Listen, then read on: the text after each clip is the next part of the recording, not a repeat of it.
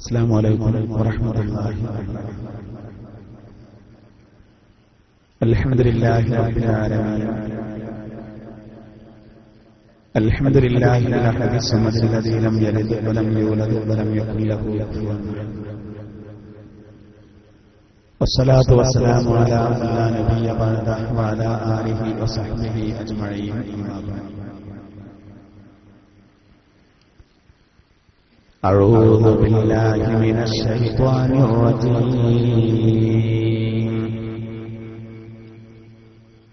بسم الله الرحمن الرحيم.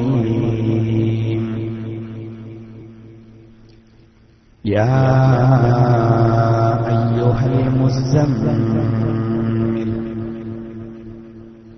قم الليل إلا قليلا نصفه أو انقص منه قليلا أو زد عليه ورتل القرآن ترتيلا إنا سنلقي عليك قولا ثقيلا إن ناشئة الليل هي أشد وطئا وأقوم قيلا إن لك في النهار سبحا طويلا واذكر اسم ربك وتبتل إليه تبتيلا رب المشرق والمغرب لا إله إلا هو لا إله إلا هو فاتخذه وكيلا. صدق الله العظيم. ബഹുമാനപ്പെട്ട സഹോദരങ്ങളെ, സത്യവിശ്വാസികളെ, അല്ലാഹു സുബ്ഹാനഹു വ തആല വിശുദ്ധ ഖുർആനിന്റെ യഥാർത്ഥ അഹ്ലുകാരിൽ നമ്മളെല്ലാവരെയും ഉൾപ്പെടുത്തുമാറാവട്ടെ. അല്ലാഹു നമ്മിലും നമ്മുടെ മാതാപിതാക്കൾ നമ്മോട് ബന്ധപ്പെട്ടവർക്ക് എല്ലാവരിലുമുള്ള എല്ലാ രോഗങ്ങൾക്കും അല്ലാഹു പരിപൂർണ്ണ ശിഫ നൽകുമാറാവട്ടെ. ക്ലാസ് റൂം വഴിയും മറ്റും ഇത് ശ്രദ്ധിച്ചുകൊണ്ടിരിക്കുന്ന വിദേശത്തും സ്വദേശത്തുമുള്ള മുഴുവൻ നമ്മുടെ സഹോദരങ്ങളും അല്ലാഹു തആല അവർക്കൊക്കെ അവരുടെ ജീവിതത്തിൽ അല്ലാഹു ബർക്കത്ത് പ്രദാനം ചെയ്യുമാറാവട്ടെ. ജോലികളിൽ അല്ലാഹു ഖൈർ നൽകുമാറാവട്ടെ. അഭിമാനകരമായ ജീവിതം അല്ലാഹു പ്രദാനം ചെയ്യുമാറാവട്ടെ. സ്വർഗത്തിലും ഇതുപോലെ ഒരുമിച്ച് കൂടാൻ അല്ലാഹു ഭാഗ്യം നൽകുമാറാവട്ടെ. ഒരു പുതിയ സൂറത്തിന്റെ വിശദീകരണം നമ്മൾ തുടങ്ങുകയാണ്. സൂറത്തുൽ മുസമ്മിൽ. ഈ സൂറത്തിലെ ആദ്യ ഭാഗം 9 ആയത്തുകളാണ് ഞാൻ നിങ്ങളെ മുന്നിൽ ഓതിപ്പിച്ചത്. ഈ ആയത്തുകളുടെ ഒരു ചെറിയ വിശദീകരണമാണ് ഇന്ന് നമ്മൾ നിർവഹിക്കുന്നത്. പരിശുദ്ധ ശരീഅത്തിൽ വളരെ പ്രധാനപ്പെട്ട ഒരു സുന്നത്ത് നിസ്കാരം,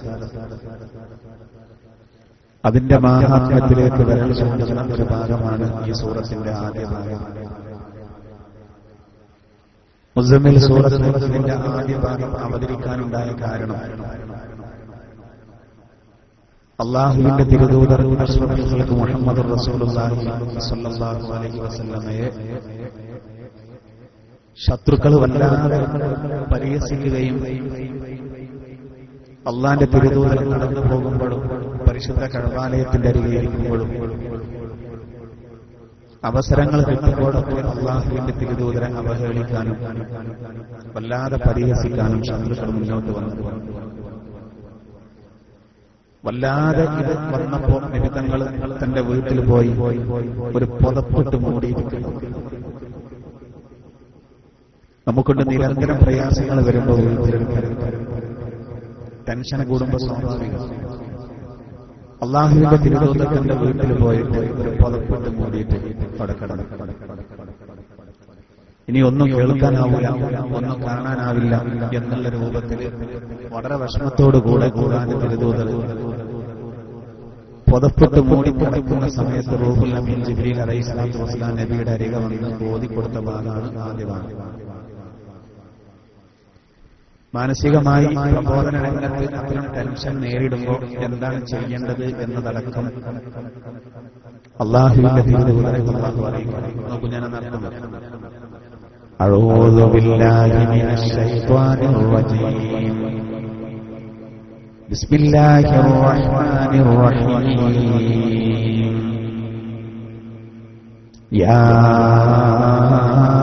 അയ്യുഹൽ മുസ്സമ്മിൽ, ഓ പുതപ്പിട്ട് മൂടിക്കിടക്കുന്ന നബിയെ, ഖുമിൽ ലൈല ഇല്ലാ ഖലീലാ, അങ്ങ് രാത്രി അല്പസമയം ഒഴിച്ച് ബാക്കി നിൽക്കുക, അതായത് നിസ്കരിക്കുക. രാത്രിയിൽ നിന്ന് അല്പസമയം ഒഴിച്ച്, അതായത് അല്പം ഉറങ്ങിയാൽ മതി, ബാക്കി നിസ്കരിച്ചോ. നിസ്ബഹു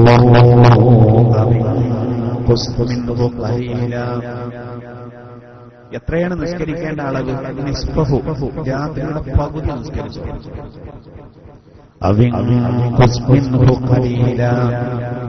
അല്ലെങ്കിൽ ആ പകുതിയേക്കാൾ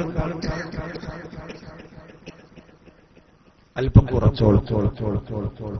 അതായത് രാത്രിയുടെ 1/3 ഭാഗം നിസ്കരിച്ചോളും. അല്ലെങ്കിൽ ആ പകുതിയേക്കാൾ അല്പം കൂട്ടിക്കോളൂ. അപ്പൊ രാത്രിയുടെ 2/3 ഭാഗം നിസ്കരിച്ചോളും.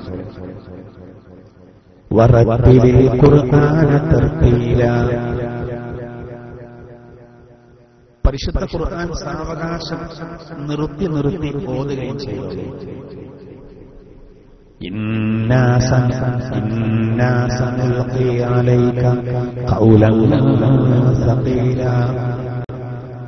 തീർച്ചയായും താങ്കൾക്ക് നാം ഭാരമേറിയ വചനങ്ങളെ താങ്കളിലേക്ക് നാം വിട്ടുതരുന്നത്.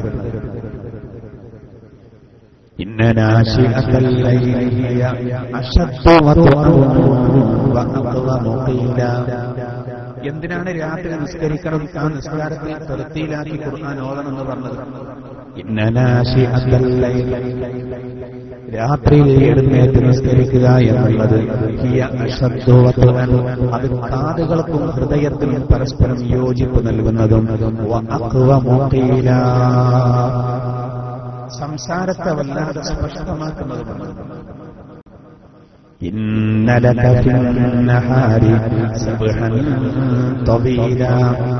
പകൽ സമയത്ത് താങ്കൾക്ക് നീണ്ട ജോലി തിരക്കുണ്ട്, അതുകൊണ്ട് പകലങ്ങനെ നിസ്കരിക്കാൻ കഴിഞ്ഞോളന്നില്ല. രാത്രി നീണ്ട സമയം നിസ്കരിക്കും.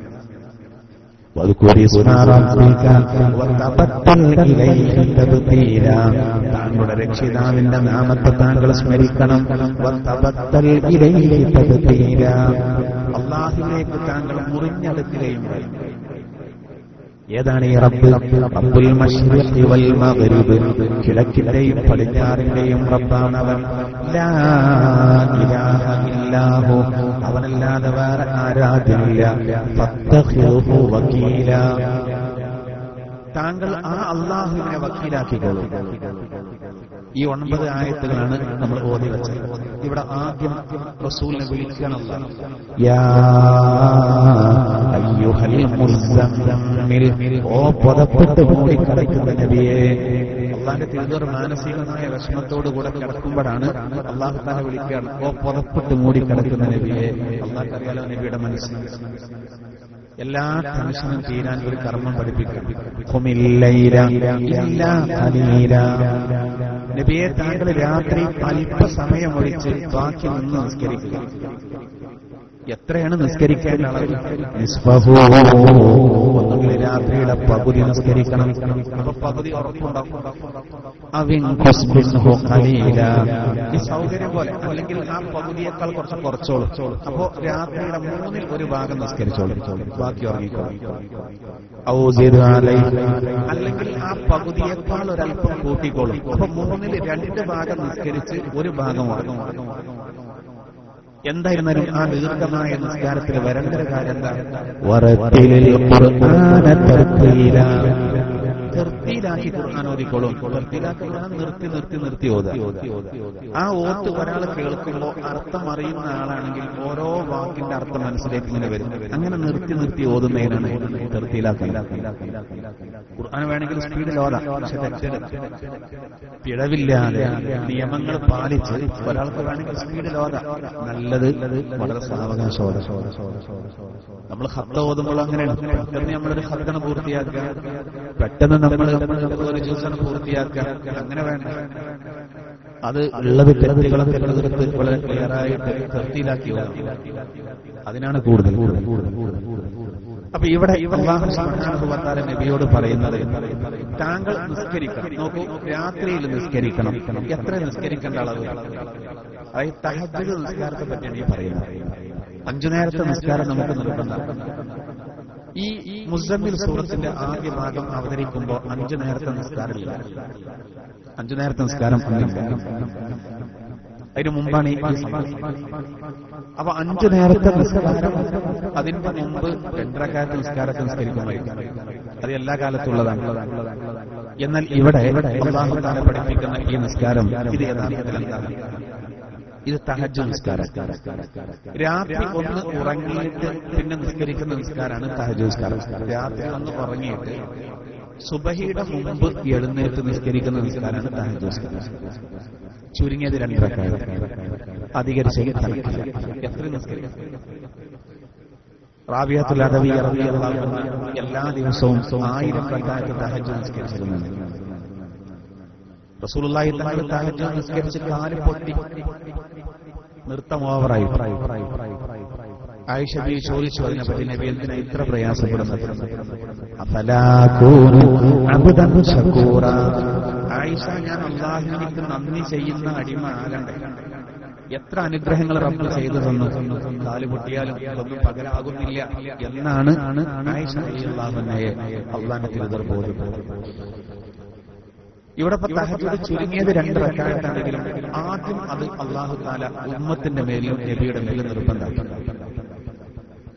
മുസമ്മിൽ സൂറത്തിൽ അല്ലാഹു തആല പറയുന്ന, നമുക്ക് മുസമ്മിൽ സൂറത്തിൽ ഈ ആദ്യ ഭാഗത്ത് അല്ലാഹു പറയുന്ന ഈ നിസ്കാരം തഹജ്ജുദ് അല്ലാഹു ഇത് അന്ന് നിർബന്ധമായിരുന്നു. പിന്നീട് ആ നിർബന്ധത്തെ അല്ലാഹു തആല എന്ത് ചെയ്തു? ആ നിർബന്ധത്തെ പിൻവലിച്ചു.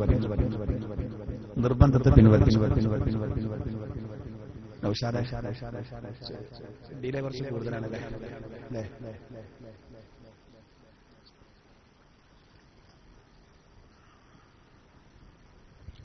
ഓപ്പറേറ്റർ വന്നിട്ടില്ലേ?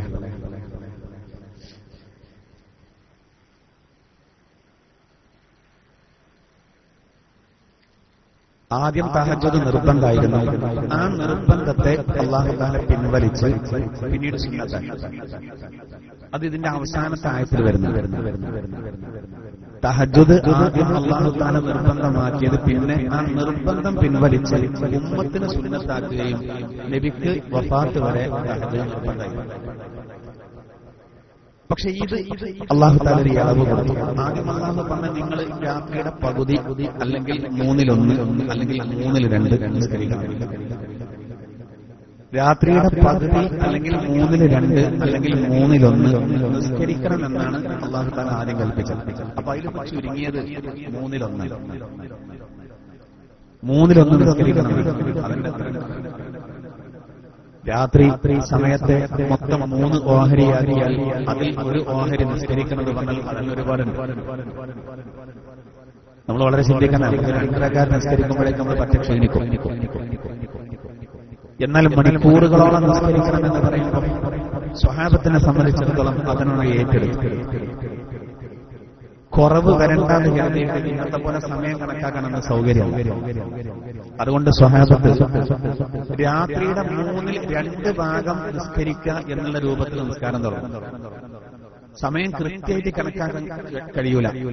അതുകൊണ്ട് തന്നെ അവര് എന്ത് തീരുമാനിച്ചു? കുറവ് വരണ്ടാന്ന് കരുതിയിട്ട് അവരങ്ങനെ നിസ്കരിക്കും.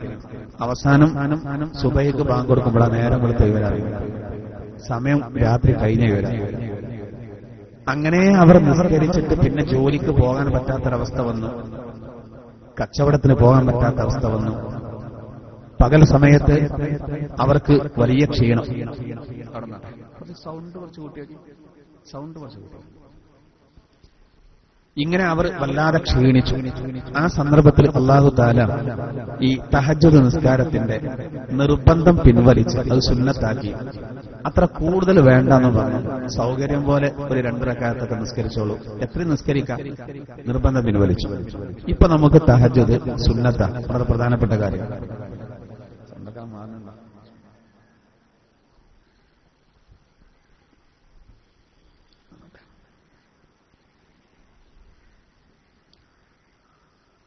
അപ്പൊ ഇതിന്റെ വ്യാഖ്യാനത്തിൽ നമ്മൾ മനസ്സിലാക്കേണ്ട പ്രധാനപ്പെട്ട ഒരു കാര്യം, അല്ലാഹു തആല നമ്മുടെ മേലിൽ സുന്നത്താക്കിയ ഈ തഹജ്ജുദ് നിസ്കാരത്തിന് അല്ലാഹു തആല വലിയ മഹത്വം നൽകുന്നുണ്ട്. നമ്മളിപ്പോ രാത്രി ഉറങ്ങണം. രാത്രി ഉറങ്ങിയിട്ട് സുബഹിയുടെ മുമ്പായിട്ട് ചുരുങ്ങിയത് ഒരു 2 റക്അത്തിന് നമ്മൾ നിസ്കരിക്കും. ഒരു 2 റക്അത്തെങ്കിലും നിസ്കരിക്കും. ഇതാണ് തഹജ്ജുദ് നിസ്കാരം. ഇനി എല്ലാ ദിവസവും നിസ്കരിക്കുന്നവർക്ക് ഒരു രാത്രി നിസ്കരിക്കാൻ കഴിഞ്ഞില്ലെങ്കിൽ ഉറങ്ങിപ്പെട്ടു എന്ന് കൂട്ടും. എന്നാൽ ഈ 2 റക്അത്ത് നിസ്കാരം അവർക്ക് ഖളാ കിട്ടും, പകല് ഖളാ കിട്ടും. പക്ഷെ എന്നും ഖളാ കിട്ടും. എന്നും ഉച്ചയ്ക്ക് 2 റക്അത്ത് നിസ്കരിച്ചത് തഹജ്ജുദാണ്, എടാ തഹജ്ജുദ് നട്ടപ്പാതിരക്കുള്ള നട്ടുച്ചക്ക എന്ന് ചോദിക്കുമ്പോൾ അത് ഖളാ കിട്ടുകയാണ്. അതൊരു വളവാക്കരുത്. എല്ലാ ദിവസവും നിസ്കരിക്കുന്ന ആളുകൾക്ക് വേണമെങ്കിൽ അത് ഒരു ദിവസം നഷ്ടപ്പെട്ടാൽ അത് ഖളാ കിട്ടാം. സമയം നിർണയിക്കപ്പെട്ട ഏത് നിസ്കാരം ഖളാ കിട്ടാം, ഏത് നിസ്കാരം ഖളാ കിട്ടാം. അപ്പൊ അതുകൊണ്ട് തന്നെ ഈ തഹജ്ജുദ് നിസ്കാരം അല്ലാഹു തആല നബിയോട് കൽപ്പിച്ചല്ലോ, അങ്ങ് രാത്രിയിൽ എഴുന്നേറ്റ് നിസ്കരിക്കൂ. ഒന്നുകിൽ രാത്രിയുടെ പകുതി, അല്ലെങ്കിൽ 3ൽ 1 ഭാഗം, അല്ലെങ്കിൽ 3ൽ 2 ഭാഗം തർത്തീലാക്കി അങ്ങ് ഖുർആൻ ഓതുകയും ചെയ്തോളൂ. പരിശുദ്ധ ഖുർആനിൽ അല്ലാഹു സുബ്ഹാനഹു വ തആല ഈ ആയത്തിൽ മാത്രമല്ല വേറെയും ചില ആയത്തുകളിലൂടെ പരിശുദ്ധമായ ഈ നിസ്കാരത്തിന്റെ മഹത്വത്തിലേക്ക് വിരൽ ചൂണ്ടുന്ന ഒരുപാട് ആയത്തുകൾ വേറെയുണ്ട്. ഇപ്പൊ നമ്മളെ സംബന്ധിച്ചിടത്തോളം അള്ളാഹുവിന്റെ വിശുദ്ധ ഖുർആന് പഠിക്കാൻ വേണ്ടി വന്നവരാണ് നമ്മൾ. ഖുർആന്റെ ഉപദേശം പഠിക്കുന്ന ആളുകളുടെ ഐഡന്റിറ്റി അല്ലാഹു തആല ഖുർആനിൽ പറയുന്നുണ്ട്. അതെങ്ങനെയാണ് ഒന്ന് ശ്രദ്ധിച്ചോ. ബിസ്മില്ലാഹിർ റഹ്മാനിർ റഹീം. إنما يؤمن بآياتنا الذين إذا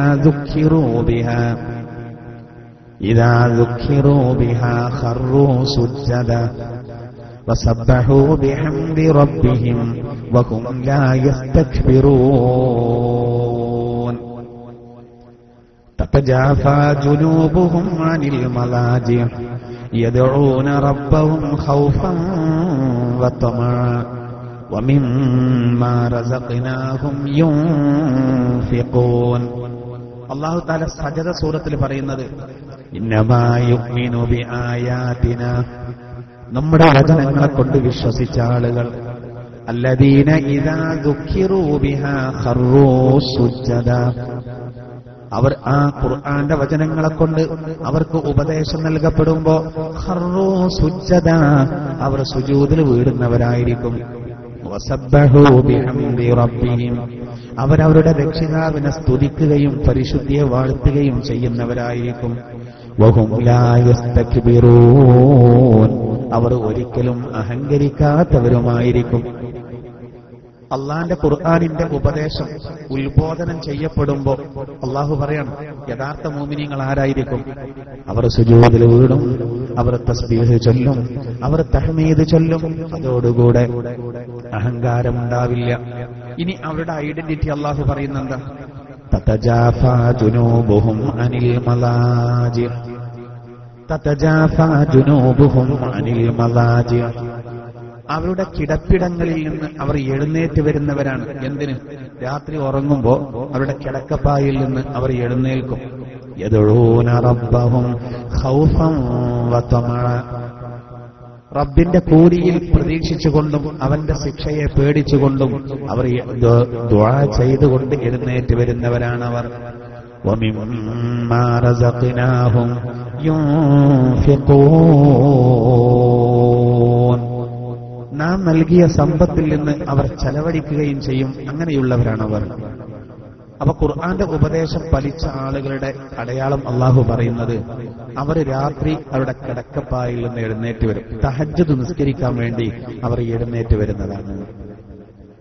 തഹജ്ജുദ് നിസ്കാരത്തിന്റെ മഹാത്മ്യത്തിലേക്ക് വിരൽ ചൂണ്ടുന്ന സുപ്രധാനമായ ഒരു ആയത്താണ്. എന്തിനാണ് അല്ലാഹു തആല എല്ലാവരും ഉറങ്ങുമ്പോൾ രാത്രികൾ നിസ്കരിക്കാൻ കൽപ്പിച്ചത്? അതിന്റെ കാരണമാണ് മുസമ്മിൽ സൂറത്തിൽ എന്ത് പറഞ്ഞത്? ഇന്ന നാശിഅത്തൽ ലൈലി ഹിയ അശദ്ദു വത്അൻ വഅഖ്വമു ഖീലാ. രാത്രിയിൽ ഒരാൾ നിസ്കരിക്കാൻ വേണ്ടി ഉണർന്ന് അവൻ നിസ്കരിക്കുമ്പോൾ അവന്റെ നാവ് കൊണ്ട് ഖുർആൻ ഓതുന്ന സമയത്ത് കാതുകൾക്കും ഹൃദയത്തിനും യോജിപ്പ് നൽകുന്നു. നമ്മൾ നട്ടുച്ച സമയത്ത് നിസ്കരിക്കുമ്പോൾ ചിലപ്പോ അത്രത്തിനുണ്ടാവില്ല. ഒരു ഉച്ച സമയത്ത് നമ്മൾ നിസ്കരിക്കുമ്പോൾ കുട്ടികളുടെ ബഹളം, വാഹനങ്ങളുടെ ശബ്ദങ്ങൾ, ഒരു റോഡ് സൈഡിലാണെങ്കിൽ പ്രത്യേകിച്ച്. എന്നാൽ രാത്രി സമയത്താണെങ്കിൽ ഒരു അടക്കമുണ്ടാവും. കുട്ടികളൊക്കെ ഉറങ്ങാണ്, പൊതുവെ ശാന്തമായ അന്തരീക്ഷമാണ്, വല്ലാത്തൊരു ഏകാഗ്രത. അപ്പൊ ഈ ഓതുന്ന സമയത്ത് അവന്റെ നാവിൽ നിന്ന് ഇങ്ങനെ ഉതിർന്നു വീഴുന്ന വിശുദ്ധ ഖുർആന്റെ വചനങ്ങൾ അവന്റെ ശരീരം കേൾക്കുന്ന രൂപത്തിൽ ഓതുമ്പോൾ അവന്റെ കാതും അവന്റെ ഹൃദയവും വലിയ ബന്ധം നൽകും. മാത്രമല്ല സ്പഷ്ടമായിട്ട് കേൾക്കുവാൻ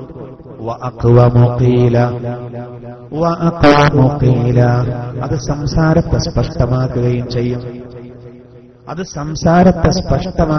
ചെയ്യുന്നതാണ് അല്ലാഹു തആല ഖുർആനിലൂടെ പറയാം. അപ്പൊ രാത്രി സമയത്ത് നിസ്കരിക്കാൻ കൽപ്പിച്ചാൽ കുറച്ചൊരു ബുദ്ധിമുട്ടുള്ള കാര്യം. രാത്രി നമ്മൾ ഉറങ്ങുമ്പോൾ ചിലപ്പോ എങ്ങനെ കിടന്നാലും ഉറക്കം വരാത്തൊരവസ്ഥ ഉണ്ടാവും. പിന്നെ ഒരു സ്വപ്നം കണ്ടോ മറ്റോ നമ്മളൊന്ന് ഉണരുകയാണെങ്കിൽ പിന്നെ കിടക്കാൻ നല്ല സുഖമാവും. അപ്പൊ നമ്മളിപ്പോ ഒരു 3 മണിക്ക് അല്ലെങ്കിൽ ഒരു 4 മണിക്ക് തഹജ്ജുദ് നിസ്കരിക്കാൻ വേണ്ടി കരുതി അലാറം വെച്ച് കിടന്നാൽ ആ 4 മണിക്ക് നമ്മൾ ഉണർന്നാൽ ചിലപ്പോൾ നല്ല സുഖമാവും. ചിലപ്പോൾ കുറഞ്ഞ തണുപ്പുണ്ടാവും. അതുവരെ പുതക്കാതെ കടന്നതാണെങ്കിൽ ഭയങ്കര നഷ്ടബോധമാണ്. ഇബ്ലീസ് പ്രേരിപ്പിക്കൊന്ന് പൊതിച്ച് കടന്നു. അപ്പൊ ഭയങ്കര സുഖാവും. ഒന്നുകൂടി ചുരുണ്ട് കിടക്കുകയാണെങ്കിൽ അതിലേറെ സുഖാവും. തൽക്കാലം തഹജ്ജുദ് സുന്നത്തല്ലേ എന്നുള്ള ചിന്ത ഇങ്ങനെ വരും മനസ്സിൽ. നിർബന്ധം ഞാൻ എന്തായാലും ചെയ്യുന്നുണ്ടല്ലോ, സുന്നത്തെടുത്തില്ലെങ്കിലും കുറ്റൊന്നും കിട്ടൂലല്ലോ എന്നുള്ള മസല വരെ ആര് പറഞ്ഞുതരും? ഇബ്ലീസ് പറഞ്ഞുതരും. തൽക്കാലം നമ്മുടെ തഹജ്ജുദ് മുടങ്ങും. കുറച്ച് അടങ്ങാറുള്ള സമയം. എന്നാൽ ഇതിന്റെ മഹത്വം മനസ്സിലാക്കിയാലോ എല്ലാവരും ചെയ്യും. കാരണം തഹജ്ജുദ് നിസ്കാരം എന്ന് പറഞ്ഞാൽ വേറെ നിസ്കാരങ്ങളെ പോലെയല്ല. അല്ലാഹു തആല അതിന് വലിയ മഹത്വങ്ങളാണ് നൽകുന്നത്. ഒരു കാരണം എന്താ അറിയോ? ഒരു സ്വഹീഹായ ഹദീസ് ഇങ്ങനെ കാണാം. അള്ളാന്റെ തിരുദൂതർ പറഞ്ഞു, ഒരാളിപ്പോ രാത്രി കിടക്കുകയാണെങ്കിൽ ശൈത്വാൻ വന്നിട്ട് അവന്റെ ശരീരത്തിൽ 3 കെട്ടിടുന്നു. എല്ലാവരും ഉണ്ട്.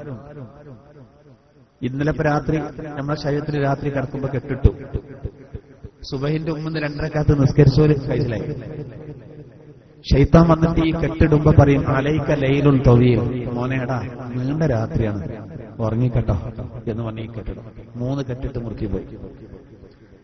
ഇനി ഈ കെട്ടുകൾ അഴിയാനുള്ള വഴി എന്താ? ഒരാള് ഉണർന്നു, സുബഹിന്റെ മുമ്പ് ഉണർന്ന ഉടനെ അള്ളാഹുവിനെ സ്മരിച്ചു, എന്നാൽ ഒരു കെട്ട് സ്വമേധയാ അഴിയും.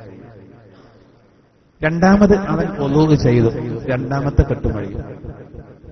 പിന്നീട് അവന് 2 റക്അത്തെങ്കിലും ചുരുങ്ങിയത് തഹജ്ജുദ് നിസ്കരിച്ചു, 3ാമത്തെ കെട്ടും അഴിയും. അള്ളാന്റെ തിരുദൂതർ പറഞ്ഞത് അവന്റെ പ്രഭാതം വളരെ ഉന്മേഷമുള്ള രൂപത്തിലാണ്. നല്ല മൂടായിരിക്കും രാവിലെ. ചില ആളുകൾ പോണത്തൊന്ന് ജോലിക്ക് പോണ്ടേ, ഒരു മൂടില്ല, കുളിക്കാനും തോന്നുന്നില്ല, കുറഞ്ഞൊരു തണുപ്പുണ്ടാവും. എന്നാൽ ഒരാൾ നല്ല ഉന്മേഷവാനാവും. എന്ത് വേണം? രാത്രി സമയത്ത് ഇബ്ലീസ് ഇട്ട ഈ 3 കെട്ടാണ് പ്രശ്നം. ഇത് ശരിയായ ഹദീസല്ലേ? അതിൽ ഒരു കെട്ട് അഴിയാന് എഴുന്നേറ്റ ഉടനെ അള്ളാനെ സ്മരിക്കുക, 2ാമത്തെ കെട്ടഴിയാന് വുളൂഅ് ചെയ്യുക, 2 റക്അത്ത് നിസ്കരിച്ചാൽ 3ാമത്തെ കെട്ട് കഴിയും. അള്ളാനെ ഓർക്കുക എന്ന് പറഞ്ഞാല് നമ്മൾ ഉണർന്ന ഉടനെ ചെല്ലാനുള്ള ചെല്ലിയാൽ മതി. അൽഹംദുലില്ലാഹില്ലദീ അഹ്യാനി ബഅദമാ അമാതനി വഇലൈഹി നുശൂർ. അത് നമ്മൾ ചൊല്ലിയാൽ തന്നെ എന്തായി? അള്ളാനെ ഓർക്കലായി. ഉറക്കമാകുന്ന മരണത്തിന്റെ ശേഷം വീണ്ടും എനിക്ക് ജീവൻ നൽകിയ റബ്ബേ, നിനക്കാണ് സർവ്വസ്തോത്രങ്ങൾ. ആ ഉറക്കിൽ അറ്റാക്ക് സംഭവിച്ചിരുന്നെങ്കിൽ കുട്ടിയെ കെട്ടിക്കാൻ അവൻ ഉണ്ടായിക്കൊള്ളുന്നില്ല. ഒരുപാട് പദ്ധതികൾ ഉണ്ടാവും നമുക്ക്. നാളെ പോവാനുള്ളത്, മറ്റന്നാളെ പോവാനുള്ളത്, അതിന്റെ പിറ്റേന്ന് ചെയ്യാനുള്ളത്, എന്തൊക്കെ പദ്ധതികൾ. പക്ഷെ ഇന്ന് കിടക്കുമ്പോൾ നാളെ നമ്മൾ എഴുന്നേൽക്കുന്ന ഉറപ്പില്ല. റസൂലുള്ളാഹി സ്വല്ലല്ലാഹു അലൈഹി വസല്ലമ തങ്ങൾ പറഞ്ഞത് തഫ്സീറിന്റെ ഗ്രന്ഥങ്ങളിൽ കാണാൻ സാധിക്കും. നബി സ്വല്ലല്ലാഹു അലൈഹി വസല്ലമ തങ്ങൾ പറഞ്ഞു, ഒരാൾ രാത്രി ഉണർന്ന ഉടനെ അവൻ ഇങ്ങനെ ചൊല്ലി, ലാ ഇലാഹ ഇല്ലല്ലാഹു വഹ്ദഹു ലാ ശരീക ലഹു ലഹുൽ മുൽക്കു വലഹുൽ ഹംദു വഹുവ അലാ കുല്ലി ശൈഇൻ ഖദീർ. സുബ്ഹാനല്ലാഹി വൽഹംദുലില്ലാഹി വലാ ഇലാഹ ഇല്ലല്ലാഹു വല്ലാഹു അക്ബർ വലാ ഹൗല വലാ ഖുവത ഇല്ലാ ബില്ലാഹിൽ അലിയ്യിൽ അളീം. റബ്ബിഗ്ഫിർലി വലിവാലിദയ്യ വലിൽമുഅ്മിനീൻ വലിൽമുഅ്മിനാത്ത് എന്ന് ഒരാൾ ഉണർന്നതിന്റെ ശേഷം ചൊല്ലുകയാണെങ്കിൽ അവന്റെ സകല പാപങ്ങളും അല്ലാഹു പുറത്തു കൊടുക്കും. മുഹമ്മദുർ റസൂലുള്ളാഹി സ്വല്ലല്ലാഹു അലൈഹി വസല്ലം എല്ലാം അടങ്ങിയിട്ടുണ്ട്. എല്ലാം അടങ്ങിയതാണ്. അപ്പോ ഇതൊക്കെ നമുക്ക് ചെല്ലാൻ തീരെ പണിയില്ലാത്ത കാര്യമാണ്. രാത്രി നമ്മൾ ഉറക്കത്തിൽ നിന്ന് ഉണർന്നാൽ നമ്മൾ ഉണരാൻ ശ്രമിക്കണം. ഇന്ന് സൗകര്യം പണ്ടത്തെ പോലല്ല, മൊബൈലിനെ ഏൽപ്പിച്ചാൽ മതി. നമ്മളിപ്പോ ഒരു ജീവുള്ള ആളെ വിളിക്കാൻ ഏൽപ്പിച്ച അയാൾ മറന്നാ പോയി, അയാൾ ഉറങ്ങിപ്പെട്ടാ പോയി. മൊബൈലിനൊരു പ്രശ്നം വരില്ല, ചാർജ് ഉണ്ടായാൽ മതി അല്ലേ? എന്ന മൊബൈൽ നമ്മളെ ഉണർത്തുന്ന നല്ല സൗകര്യം. അറിഞ്ഞില്ല എന്ന് ഇന്നത്തെ കാലത്ത് പറയാൻ പറ്റില്ലല്ലോ. വേണമെന്നുണ്ടെങ്കിൽ നമുക്ക് അറിയാൻ എല്ലാ വഴികളും ഉണ്ട്. നമ്മൾ വിചാരിച്ചാൽ നടക്കും. എത്ര ക്ഷീണിതനായി നമ്മൾ കിടന്നവനാണെങ്കിലും എത്ര ഉറക്കം കിട്ടിയിട്ടില്ലെങ്കിലും നമ്മൾ വിചാരിച്ച രാത്രി സുബഹിന്റെ മുമ്പ് ഒരു 2 റക്അത്ത് തഹജ്ജുദ് നിസ്കരിക്കാൻ നമുക്ക് കഴിയും. അത് പതിവാക്കിയാലോ വലിയ നേട്ടം, വലിയൊരു കാവലാണ്. ഒരു വിധത്തിൽ പിന്നെ ശൈത്താൻ അവനെ കെണിയിൽപ്പെടുത്താൻ കഴിയൂല. ഭയങ്കര ഊർജ്ജം ലഭിക്കും. നമ്മളൊന്ന് പരിശോധിച്ചാൽ മതി, മുടങ്ങാതെ പോകണം. അള്ളാഹു നമുക്കതിന് ഭാഗ്യം നൽകുമാറാവട്ടെ. അള്ളാഹു നമുക്കതിന് തൗഫീഖ് നൽകുമാറാവട്ടെ.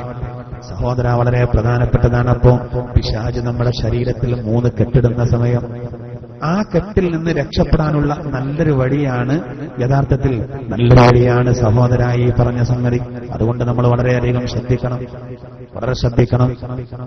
അള്ളാഹുവിനെ ഓർത്തു, അതോടുകൂടെ വുളൂ ചെയ്തു, പിന്നീട് ചുരുങ്ങിയത് ഒരു 2 റക്അത്തെങ്കിലും നമ്മൾ നിസ്കരിച്ചാൽ അതോടുകൂടെ തന്നെ ഇൻഷാ അല്ലാഹ് ആ 3 കെട്ടുകളും അഴിഞ്ഞു. നമ്മൾ നല്ല ഉന്മേഷം, ജോലിയിലൊക്കെ നല്ല റാഹത്തുണ്ടാവും.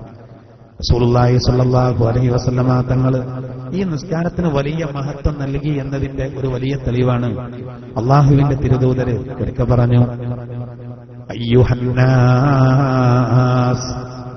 അള്ളാഹു ഖുർആനിലൂടെ അഭിസംബോധന ചെയ്യുന്നത് പോലെ നബി തങ്ങൾ നമ്മളോട് പറയണം, അയ്യുഹന്നാസ്, മനുഷ്യരെ, അഫ്ശുസ്സലാം, നിങ്ങൾ സലാമിനെ വ്യാപിപ്പിക്കണം. അള്ളാഹു പറയണം, നിങ്ങൾ സലാമിനെ വ്യാപിപ്പിക്കണം.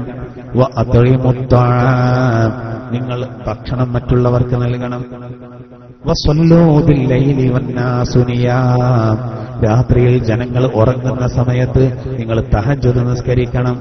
അങ്ങനെയാണെങ്കിൽ തദ്ഖുലുൽ ജന്നത ബിസലാം, നിങ്ങൾ സമാധാനത്തോടുകൂടെ സ്വർഗ്ഗത്തിൽ പ്രവേശിക്കുന്നതാണ്.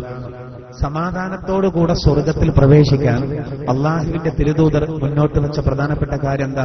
ഒന്ന് സലാമിനെ വ്യാപിപ്പിക്കണം. അസ്സലാമു അലൈക്കും എന്ന് പറയണം. ഒന്ന് സലാമിനെ വ്യാപിപ്പിക്കണം. രണ്ടാമത്തതോ, അള്ളാഹിന്റെ തിരുദൂതർ പറയുന്നത് മറ്റുള്ളവർക്ക് ഭക്ഷണം നൽകണം. മറ്റുള്ളവർക്ക് ഭക്ഷണം നൽകൽ ഇസ്ലാമിൽ വളരെയധികം പുണ്യമുള്ള കാര്യമാണ്. സലാമിനെ വ്യാപിപ്പിക്കണം. നിങ്ങൾ സലാമിനെ വ്യാപിപ്പിക്കണം, അതോടുകൂടെ മറ്റുള്ളവർക്ക് ഭക്ഷണം നൽകണം. പിന്നീട് അള്ളാന്റെ തിരുദൂതർ പറഞ്ഞത് വസ്വല്ലൂ ബില്ലൈലി വന്നാസു നിയാം, നിങ്ങൾ രാത്രിയിൽ നിസ്കരിക്കണം. അപ്പോൾ ജനങ്ങളൊക്കെ ഉറങ്ങുന്നു, ആ സമയത്ത് നിങ്ങൾ നിസ്കരിക്കണം. നമ്മൾ ഈ എത്ര പ്രബോധനം ചെയ്താലും എല്ലാ ആളുകളും തഹജ്ജുദ് നിസ്കരിക്കുന്നു കരുതണ്ട. അപ്പൊ എന്തായിരുന്നാലും ഒരു കൂട്ടർ എന്തായിരുന്നാലും ഉറങ്ങണ്ട. ആ സമയത്ത് നമ്മൾ നിസ്കരിക്കണം. അള്ളാഹു പറയാണ്, അങ്ങനെയാണെങ്കിൽ നിങ്ങൾ സമാധാനത്തോടു കൂടെ സ്വർഗ്ഗത്തിൽ പ്രവേശിക്കും. അപ്പോ നല്ല ഒരു പണിയാണ് ഒരു 2 റക്അത്തെങ്കിലും രാത്രി നിസ്കരിക്കുക എന്നുള്ളത്. എന്നാൽ സമാധാനത്തോടുകൂടെ ഇൻഷാ അല്ലാഹ് നമുക്ക് സ്വർഗ്ഗത്തിലേക്ക് കടക്കാൻ കഴിയും. അള്ളാഹു നമുക്കതിന് ഭാഗ്യം നൽകുമാറാവട്ടെ. വിശുദ്ധ ഖുർആനിലെ സൂറത്തുൽ അഹ്സാബിൽ അള്ളാഹു തആല 10 കാര്യങ്ങൾ പറയുന്നുണ്ട്. 10 കാര്യങ്ങൾ. ആ 10 കാര്യങ്ങൾ അവരുടെ ജീവിതത്തിലുണ്ടെങ്കിൽ അവരെ പറ്റി പറയുന്നത് അഅദ്ദല്ലാഹു ലഹും മഗ്ഫിറതൻ വ അജ്റൻ അളീമാ, അള്ളാഹു അവർക്ക് മഗ്ഫിറത്തും വമ്പിച്ച പ്രതിഫലവും ഒരുക്കി വെച്ചിട്ടുണ്ട്. 10 കാര്യങ്ങൾ ചെയ്യണമെന്നാണ്. അതിൽ 10ാമത്തെ കാര്യം പറഞ്ഞെന്താ? വദ്ദാകിരീനല്ലാഹ കസീറൻ വദ്ദാകിറാത്ത്, അള്ളാഹുവിനെ ധാരാളം സ്മരിക്കുന്ന ആണുങ്ങളും പെണ്ണുങ്ങളും അള്ളാഹു അവർക്ക് വമ്പിച്ച പ്രതിഫലം ഒരുക്കി വെച്ചിരിക്കുന്നു. മഗ്ഫിറത്തും ഖുർആൻ പറയണം, ഇന്നൽ മുസ്ലിമീന വൽ മുസ്ലിമാത്ത് എന്ന് തുടങ്ങിയിട്ട് അള്ളാഹു പറയുന്നു. 10 കാര്യങ്ങൾ പറയുന്നു. അഹ്സാബ് സൂറത്തിൽ അള്ളാഹു പ്രധാനമായും പറയുന്ന ഒരു വിഷയം അതാണ്. ആ സൂറത്തിലെ പ്രധാനപ്പെട്ട ഒരു ഭാഗമാണ്. അതിൽ ആണ് പെണ്ണ് വ്യത്യാസമില്ലാതെയാണ് അള്ളാഹു പറയുന്നത്. ആണാണെങ്കിലും പെണ്ണാണെങ്കിലും ആര് ചെയ്താലും കൂലിയുണ്ട്. അത് എങ്ങനെ പറയുന്നത് നോക്കൂ, ആയത്ത് ഞാൻ നോക്കിത്തരാം. ബിസ്മില്ലാഹിർ റഹ്മാനിർ റഹീം. ഇന്നൽ മുസ്ലിമീന വൽ മുസ്ലിമാത്ത്. അള്ളാഹു പറയുന്നു ഇന്നൽ മുസ്ലിമീന വൽ മുസ്ലിമാത്ത്. അള്ളാഹുവിനെ അനുസ്മരിക്കുന്ന ആണുങ്ങളും പെണ്ണുങ്ങളും, വൽ മുഅ്മിനീന വൽ മുഅ്മിനാത്ത്, സത്യത്തിൽ വിശ്വസിച്ച ആണുങ്ങളും പെണ്ണുങ്ങളും, വൽ ഖാനിതീന വൽ ഖാനിതാത്ത്, ഭക്തിയുള്ള ആണുങ്ങളും പെണ്ണുങ്ങളും, വസ്സാദിഖീന വസ്സാദിഖാത്ത്, സത്യസന്ധരായ ആണുങ്ങളും പെണ്ണുങ്ങളും, വസ്സാബിരീന വസ്സാബിറാത്ത്, ക്ഷമാശീലരായ ആണുങ്ങളും പെണ്ണുങ്ങളും, വൽ ഖാശിഈന വൽ ഖാശിയാത്ത്, അല്ലാഹുവെ ഭയപ്പെടുന്ന ആണുങ്ങളും പെണ്ണുങ്ങളും, വൽ മുതസദ്ദിഖീന വൽ മുതസദ്ദിഖാത്ത്, ദാനധർമ്മങ്ങൾ ചെയ്യുന്ന ആണുങ്ങളും പെണ്ണുങ്ങളും, വസ്സായിമീന വസ്സായിമാത്ത്, നോമ്പനുഷ്ഠിക്കുന്ന സ്ത്രീകളും അതുപോലെ നോമ്പനുഷ്ഠിക്കുന്ന പുരുഷന്മാരും, വൽ ഹാഫിളീന ഫുറൂജഹും വൽ ഹാഫിളാത്ത്, ലൈംഗിക അവയവങ്ങളെ സൂക്ഷിക്കുന്ന സ്ത്രീ പുരുഷന്മാർ, വദ്ദാകിരീനല്ലാഹ കസീറൻ വദ്ദാകിറാത്ത്, അല്ലാഹുവെ ധാരാളമായി സ്മരിക്കുന്ന ആണുങ്ങളും ധാരാളമായി സ്മരിക്കുന്ന സ്ത്രീകളും. അല്ലാഹു പറയുന്നത് അങ്ങനെയുള്ളവർ അഅദ്ദല്ലാഹു ലഹും മഗ്ഫിറ, അല്ലാഹു അവർക്ക് പാപമോചനം ഒരുക്കി വച്ചിരിക്കുന്നു. വ അജ്റൻ അളീമാ, വമ്പിച്ച പ്രതിഫലം. ഈ പറഞ്ഞ വിഷയത്തില് ലാസ്റ്റ് പറഞ്ഞ കാര്യം ധാരാളം അള്ളാനെ സ്മരിക്കണം. എപ്പോഴും അള്ളാനെ സ്മരിക്കണം, എപ്പോഴും അള്ളാനെ സ്മരിക്കണം, എപ്പോഴും അള്ളാഹുവിനെ സ്മരിക്കുക എന്നുള്ളത്, എപ്പോഴും ഇങ്ങനെ ദിക്ർ ചൊല്ലുക എന്നുള്ളത് പലപ്പോഴും നമുക്ക് ചെയ്യാൻ കഴിയാത്ത കാര്യമാണ്. എന്നാൽ അള്ളാഹിന്റെ തിരുദൂതർ ഒരു ഹദീസിലൂടെ നമ്മളെ പഠിപ്പിക്കുന്നുണ്ട്. അള്ളാഹിന്റെ തിരുദൂതർ പറഞ്ഞു, ഇദാ അയ്ഖളർ റജുലു അഹ്ലഹു മിനൽ ലൈൽ, ഒരാൾ തന്റെ ഭാര്യയെ രാത്രി തഹജ്ജുദ് നിസ്കരിക്കാൻ വേണ്ടി വിളിച്ചുണർത്തി, ഫസല്ലയാ, അങ്ങനെ രണ്ടുപേരും 2 റക്അത്തെങ്കിലും നിസ്കരിച്ചാൽ, കുതിബാ ഫിസ്സാകിരീനല്ലാഹ കസീറൻ വസ്സാകിറാത്ത്, അവർ രണ്ടുപേരെയും അള്ളാഹനെ ധാരാളം സ്മരിക്കുന്ന ആണുങ്ങളുടെയും പെണ്ണുങ്ങളുടെയും കൂട്ടത്തിൽ അവരുടെ പേരുകൾ എഴുതപ്പെടുമെന്ന് മുഹമ്മദ് മുസ്തഫ സല്ലല്ലാഹു അലൈഹി വസല്ലം. അപ്പൊ നോക്കൂ, അള്ളാഹുവിനെ ധാരാളം സ്മരിക്കുന്ന ആണും പെണ്ണും അവർക്ക് സ്വർഗത്തിൽ അള്ളാഹു വലിയ കൂലി നൽകും. ദോഷങ്ങളൊക്കെ അള്ള മായിച്ചു കളയുന്നു. എന്നാൽ ആ വകുപ്പിൽ പെടാനുള്ള ഒരു കുറുക്കു വഴിയാണേത്, ഒരു ഒറ്റമൂലിയാണേത്, ചുരുങ്ങിയത് 2 റക്അത്ത്. അപ്പോ ഭർത്താവ് ഭാര്യനെ വിളിച്ചോണർത്തണം, രാത്രി വിളിച്ചോണർത്തണം, എന്നിട്ട് 2 ആളും കൂടി നിസ്കരിക്കണം. ജമാഅത്തായിട്ട് എന്നല്ല, 2 ആളും വെവ്വേറായിട്ട് നിസ്കരിക്കണം. അങ്ങനെ ഈ 2 റക്അത്തെങ്കിലും ഒരു ചുരുങ്ങിയത് അവർ നിസ്കരിച്ചാൽ അവര് ആ ഭാര്യ ഭർത്താക്കന്മാർ ഏതിൽ പെട്ടു? ആ ഭാര്യ ഭർത്താക്കന്മാര് അള്ളാഹുവിനെ ധാരാളം സ്മരിക്കുന്ന ആണിന്റെയും പെണ്ണിന്റെയും കൂട്ടത്തിൽ ലഭിച്ചു. അതിലൊക്കെയാണ് ഭാര്യ ഭർത്താക്കന്മാർ സഹകരണം വേണ്ടത്. അതിന് സഹകരണം ഉണ്ടാവും. ഗാനമേളക്ക് പോകാൻ കോട്ടക്കുന്നിൽ വല്ല പരിപാടി ഉണ്ടെങ്കിൽ അതൊന്നും ഒഴിവാക്കുക. അത് എങ്ങനെയെങ്കിലും മണത്തറിഞ്ഞ് 2 ആളും കൂടി പോകും. മോട്ടോർ സൈക്കിളിലുണ്ട് ഒരു പോക്ക്. ഭാര്യ ഭർത്താവ് മാത്രമല്ല, 4 മക്കളുണ്ടെങ്കിൽ ആ 4 മക്കളെ ഒരു മോട്ടോർ സൈക്കിളും ഉണ്ടോ. ഒരു പോലീസും കൈകാട്ടൂല, കാരണം കട്ടക്കല എന്തായാലും മാറിയെന്ന് ഉറപ്പാണ്. വെറുതെ അലമ്പുണ്ടാക്കട്ടെ, പോയിക്കോട്ടെ, കഷ്ടക്കാരെന്ന് കരുതാണ്. ഒരു സർക്കസ് കൂടാതെ എവിടെയെങ്കിലും കണ്ടാൽ പിന്നെ അവിടെ ജമാഅത്തായിട്ട് പോവാണ് കുടുംബസമേതം. യന്ത്ര ഊഞ്ഞാലിൽ ആടുമ്പോ ഒരു കൊട്ടയിലായാലും ഒരു കൊട്ടയിലോളും. എന്റെ സ്ക്രൂ പോയിട്ട് അതിന് പോരുകയാണെങ്കിൽ കോട്ടക്കുന്നാണെങ്കിൽ നേരെ കേക്കതലക്ക് കത്തും. ഞാൻ പറയുന്നില്ല സഹോദര, നമ്മളെങ്കിലും ഈ കാര്യം ശ്രദ്ധിക്കണം, നമ്മളെങ്കിലും ഈ കാര്യം ശ്രദ്ധിക്കണം. ഹൂദ് നബി ചോദിച്ചില്ലേ ജനങ്ങളോട്, അത്തബ്നൂന ബികുല്ലി റീഇൻ ആയതൻ തഅബസൂൻ വതത്തഖിദൂന മസ്വാനിഅ ലഅല്ലകും തഖ്ലുദൂൻ. നിങ്ങൾ കുന്നിന്റെ മുകളിൽ വിനോദങ്ങൾക്ക് വേണ്ടി ഗോപുരങ്ങൾ ഉണ്ടാക്കുകയാണോ? നിങ്ങൾ ശാശ്വതമായി ദുനിയാവിൽ ജീവിക്കാൻ കഴിയുമെന്ന് വിചാരിച്ച് രമ്യഹർമ്മങ്ങൾ നിർമ്മിക്കുകയാണോ? അള്ളാഹു ഖുർആനിൽ ചോദിക്കുന്നുണ്ട്. ഇതേ അവസ്ഥീകത്താണ്, ഇതേ അവസ്ഥയിലാണ് നമ്മളിപ്പോൾ. കുന്നിന്റെ മുകളിലാണ് കളികളൊക്കെ. സഹോദര, നമ്മൾ ചിന്തിക്കണം, ഒരു ഭാര്യയും ഭർത്താവും സഹകരിക്കേണ്ടവരല്ല. കിടക്കുമ്പോ പറയണം, നമുക്ക് ഇൻഷാല്ലാ ഒരു 5:15 ആവുമല്ലോ ബാങ്ക് കൊടുക്കാൻ, ഇൻഷാല്ലാ നമുക്ക് 4:30 എഴുന്നേൽക്കാം. ഇൻഷാല്ലാ അതല്ല, അതിലല്ലേ യോജിപ്പ് വേണം. ഒരു 4:30 മണിക്ക് എഴുന്നേറ്റ സുഖമായിട്ട് സഹോദരൻ കുളിക്കണമെങ്കിൽ കുളിച്ച് ഫ്രഷായി ഒരു 2 റക്അത്ത് സുബഹിന്റെ മുമ്പ് നിസ്കരിക്കാം, ബാങ്ക് കൊടുക്കുന്നതിന് മുമ്പ്. പിന്നെ ബാങ്ക് കൊടുക്കുന്നത് വരെയുള്ള ടൈം നല്ല ടൈമാണ്. അത്താഴത്തിന്റെ ആ സമയമുണ്ടല്ലോ, നല്ല ടൈമാണ്. അത് ഒരു 10 മിനിറ്റിന് കിട്ടിയാൽ ആ സമയത്ത് നമ്മൾ ഖുർആൻ ഓതാണെങ്കിൽ ഏറ്റവും ബെസ്റ്റ് ടൈമാണ്. പിന്നെ അയാളെ പ്രഭാതം തുടങ്ങുമ്പോൾ എന്തൊരു റാഹത്തേക്കാണ്. ആരുടെ ഇങ്ങനെ പറയാൻ തോന്നുന്നു നല്ല റാഹത്താണ്. എന്തേ കാരണം അത് പറയില്ല. അത് പറയണ്ട, ഞങ്ങളെ തഹജ്ജുദ് നിസ്കരിച്ചതെന്ന് ബോധ്യപ്പെടുത്തി കൂലി കളയണ്ട. വേറുള്ളവരും ചെയ്യാൻ വേണ്ടി പ്രോത്സാഹിപ്പിക്കാനാണെങ്കിൽ നല്ല ഉദ്ദേശത്തോടെ പറയുന്നതിന് കുഴപ്പമില്ല. ഞാൻ വലിയ തഹജ്ജുദ്കാരനാണ്, എന്നെ കണ്ടാൽ എഴുന്നേറ്റ് നിന്നോണ്ടി എന്നുള്ള രൂപത്തിലാണെങ്കിൽ വേണ്ട. അപ്പൊ കൂലി പോകും. കഷ്ടപ്പെട്ട് ചെയ്ത് ഈ സ്ത്രീകൾക്കൊക്കെ ഒരു സ്വഭാവം ഉണ്ട്, ഒരു തഹജ്ജുദൊക്കെ നിസ്കരിച്ചത് പറയാനും വലിയ പൊറുതിയേടേക്കാണ്.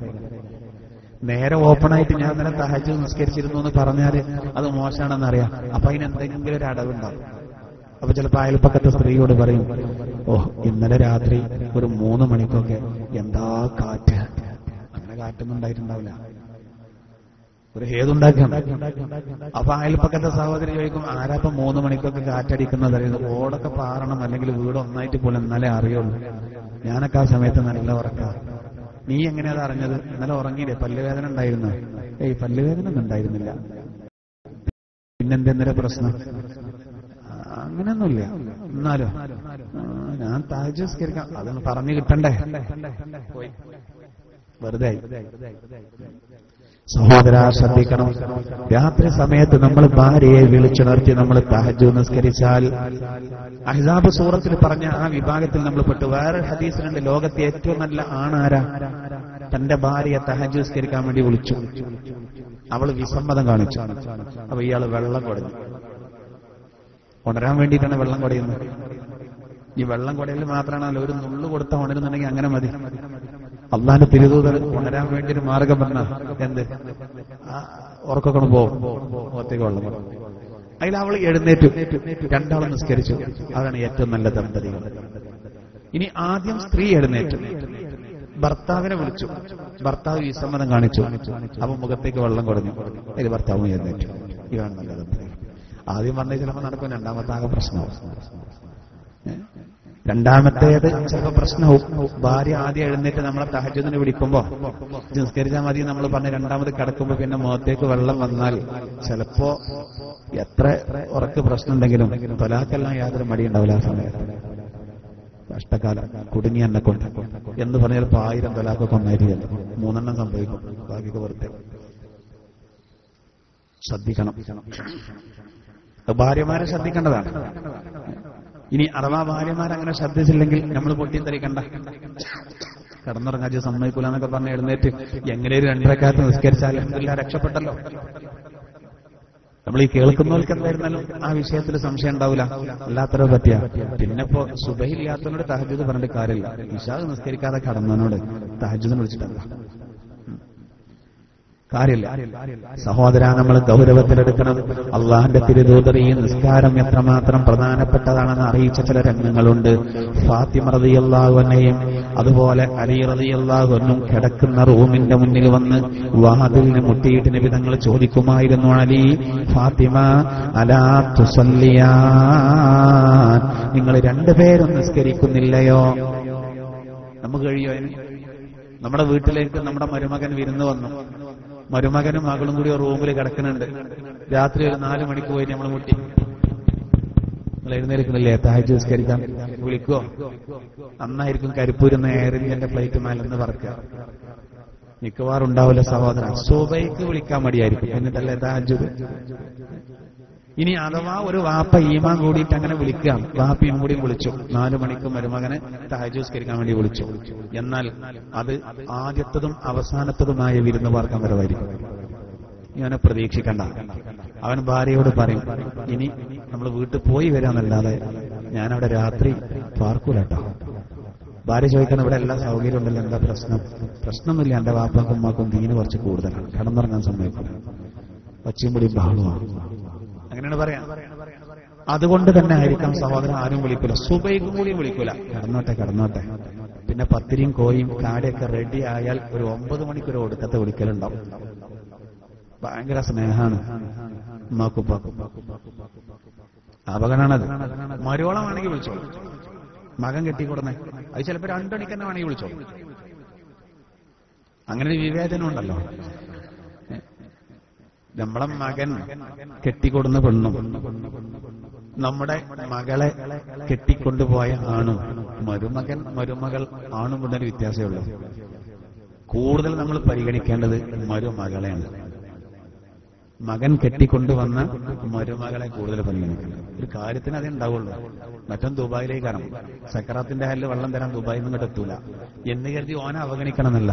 പക്ഷെ അധിക വീട്ടിലും മകളെ കെട്ടിക്കൊണ്ടുപോയ മരുമകൻ വരുന്നുണ്ട് എന്ന് പറഞ്ഞാൽ എങ്ങനെയൊക്കെ അമ്മായിമാർ ഒരുങ്ങുന്നത്.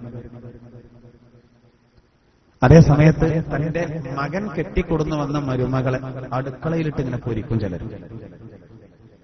അത് കൂട്ടു നിൽക്കുന്ന ആണുങ്ങളുണ്ട്. എനിക്ക് വേണമെങ്കിൽ 50 പവൻ തന്നെ കിട്ടിയിരുന്നു എന്ന് പറയും. ഒന്നും വാങ്ങാതെ കല്യാണം കഴിച്ച സുജായി കരായി. അപ്പൊ സ്ത്രീധനം പാടില്ല എന്നൊക്കെ പറഞ്ഞ് വലിയ പെടായി പൊട്ടിച്ചിട്ട് കല്യാണം കഴിക്കും. എന്നിട്ട് ഇങ്ങനെ പറയും ഇടക്കിടക്ക് അടുക്കളയിൽ നിന്ന്, എന്ത് എനിക്ക് വേണമെങ്കിൽ 50 തന്നെ കിട്ടിയിരുന്നു. ഞാനൊരു കീറ പെങ്ങളുണ്ടെങ്കിൽ ആ പെങ്ങൾ പറയും 100 തന്നെ കിട്ടി. ഞാൻ തമാശ പറയല്ല. അപ്പൊ ഉമ്മ ഇതിനെ താങ്ങിക്കൊടുക്കും. ഉറപ്പല്ലേ, എന്താ അവന്റെ ചോറ് 150 വേണമെങ്കിൽ. ഇതിലേറെ നല്ലത് ഓനെ ഒരു 10-20 പവൻ ആദ്യം വാങ്ങായിരുന്നു. ആ പെൺകുട്ടിക്ക് സുഖമായിട്ട് അവിടെ ജീവിക്കാം.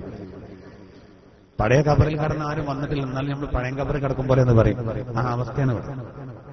ഞാൻ തമാശ പറയല്ല, ഞാൻ സാന്ദർഭികമായിട്ട് ഉണർത്തിയതാണ്. നമ്മളെങ്കിലും ഈ കാര്യങ്ങൾ ശ്രദ്ധിക്കണം സഹോദര. എന്തായിരുന്നാലും അള്ളാഹിന്റെ തിരുദൂതർ തന്റെ മരുമകനെയും തന്റെ മകളെയും വിളിച്ചിട്ട് രാത്രി സമയത്ത് വിളിച്ചിട്ട് നിങ്ങൾ നിസ്കരിക്കുന്നില്ലയോ എന്ന് ചോദിക്കുമായിരുന്നു എന്ന് ചരിത്രത്തിൽ കാണാൻ സാധിക്കും. ഇതൊക്കെ ഈ നിസ്കാരത്തിന്റെ മഹത്വത്തിലേക്ക് വിരൽ ചൂണ്ടുന്ന സംഗതികളാണ്. അതുകൊണ്ട് തന്നെ നമ്മൾ ഈ മുസമ്മിൽ സൂറത്ത് കേട്ടതിന്റെ അടിസ്ഥാനത്തിൽ ഇൻഷാ അല്ലാഹ് ആരും മറക്കാതെ നമ്മൾ ഈ കാര്യം ചെയ്യണം. ഇന്നു മുതൽ ഒരു രാത്രിയും മുടങ്ങാതെ എത്ര ക്ഷീണിതരാണെങ്കിലും ഇൻഷാ അല്ലാഹ് ഇതൊക്കെ ഒരു സമയം വരെ ഉണ്ടാവുള്ളൂ. ഖബറിൽ കിടക്കുമ്പോൾ നല്ല സുഖമായിരിക്കും. ഒരു ഹദീസിൽ കാണാം, ഉമറുൽ ഫാറൂഖ് റളിയല്ലാഹു അൻഹു വിശദീകരിക്കുന്നുണ്ട്, ഒരാള് തഹജ്ജുദ് നിസ്കാരം ഒരാൾ പതിവാക്കിയാൽ ഖബറിൽ നിന്ന് അവൻ നാളെ പരലോകത്ത് വരുമ്പോ അവന്റെ മുഖത്ത് വല്ലാത്ത പ്രകാശമുണ്ടാകുന്നതാണ്. ഖബറിൽ നിന്ന് എഴുന്നേറ്റ് വരുമ്പോ സൂറെന്ന കാഹളത്തിൽ ഊതി, രണ്ടാമത്തെ ഊത്തിന്റെ ശേഷം ഖബറിൽ നിന്ന് എഴുന്നേറ്റ് വരുമ്പോൾ വല്ലാത്ത പ്രകാശം. ആ പ്രകാശം വരാനുള്ള കാരണം എന്താ? രാത്രി നിസ്കാരം പതിവാക്കിയവനായിരുന്നു അവൻ. മറ്റൊന്ന്, അവന്റെ വിചാരണ അല്ലാഹു എളുപ്പമാക്കി കൊടുക്കും. മറ്റൊന്ന്, സിറാത്ത് പാലം കടക്കുമ്പോൾ മിന്നൽ വേഗതയിൽ അവൻ കടന്നുപോകും. മറ്റൊന്ന്, അവന്റെ കർമ്മരേഖ വലത് കൈയിൽ അല്ലാഹു നൽകുന്നതാണ്. വലത് കൈയിൽ കർമ്മരേഖ നൽകും, അവനാണ് വലതുപക്ഷം. ഈ കാര്യങ്ങളൊക്കെ ലഭിക്കാൻ വേണ്ട ഒരു സംഗതിയാണ് തഹജ്ജുദ് നിസ്കാരം പതിവാക്കുക എന്നുള്ളത്. ഖബറിൽ നിന്ന് മുഖം വെളുത്ത രൂപത്തിൽ വരുന്നതന്നെ വലിയൊരു സംഗതിയാണ്. നാളെ പരലോകത്ത് 11 രൂപത്തിൽ ആളുകൾ വരും. മുആദ് ഇബ്നു ജബൽ റളിയല്ലാഹു അൻഹു നബിയോട് പറഞ്ഞില്ല, നബിയേ അങ്ങ് ഈ ആയത്തിനെ പറ്റി ഒന്ന് പറഞ്ഞു വരൂ. ഒരു ആയത്ത് ഓതി കൊടുത്തു. വനുഫിഖ ഫിസ്സൂരി ഫതൽതൂന അഫ്വാജാ. സൂറെന്ന കാഹളത്തിൽ ഊതപ്പെട്ടാൽ ആ സമയം നിങ്ങൾ കൂട്ടം കൂട്ടമായി സംഘമായി വരും. നബിയോട് പറയാണ്, നബിയെ ഈ ആയത്തിനെ പറ്റി ഒന്ന് പറഞ്ഞു തരൂ. ആ സമയം റസൂൽ വല്ലാതെ കരഞ്ഞുപോയി. റസൂലുള്ള പൊട്ടിക്കരഞ്ഞുപോയി. റസൂലുള്ളാന്റെ കരച്ചിൽ കാരണം റസൂലുള്ളാന്റെ വസ്ത്രം കണ്ണീര് ഉറ്റുവീണ് നനഞ്ഞുപോയി. എന്നിട്ട് മുആദ് റളിയല്ലാഹു അൻഹു പറയാണ്, നബി യാ മുആദ് സഅൽതനി അൻ അംരിൻ അളീം. താങ്കൾ എന്നോട് ചോദിച്ചത് ഒരു വലിയ കാര്യത്തെ പറ്റിയാണ് താങ്കൾ ചോദിച്ചത്. ഒരു മഹാവിഷയമാണ് താങ്കൾ എന്നോട് ചോദിച്ചത് എന്ന് പറഞ്ഞുകൊണ്ട് മുത്തുനബി കരയാൻ തുടങ്ങി. പറയാൻ കഴിയുന്നില്ല വിഷയത്തിന്റെ ഗൗരവം കൊണ്ട്. അങ്ങനെ 12 കൂട്ടർ വരുന്നത് 12 കോലത്തിൽ വരുന്നതിനെ പറ്റി പറഞ്ഞു. അതിൽ ഒന്ന് മാത്രമാണ് ശരിയായ രൂപത്തിൽ.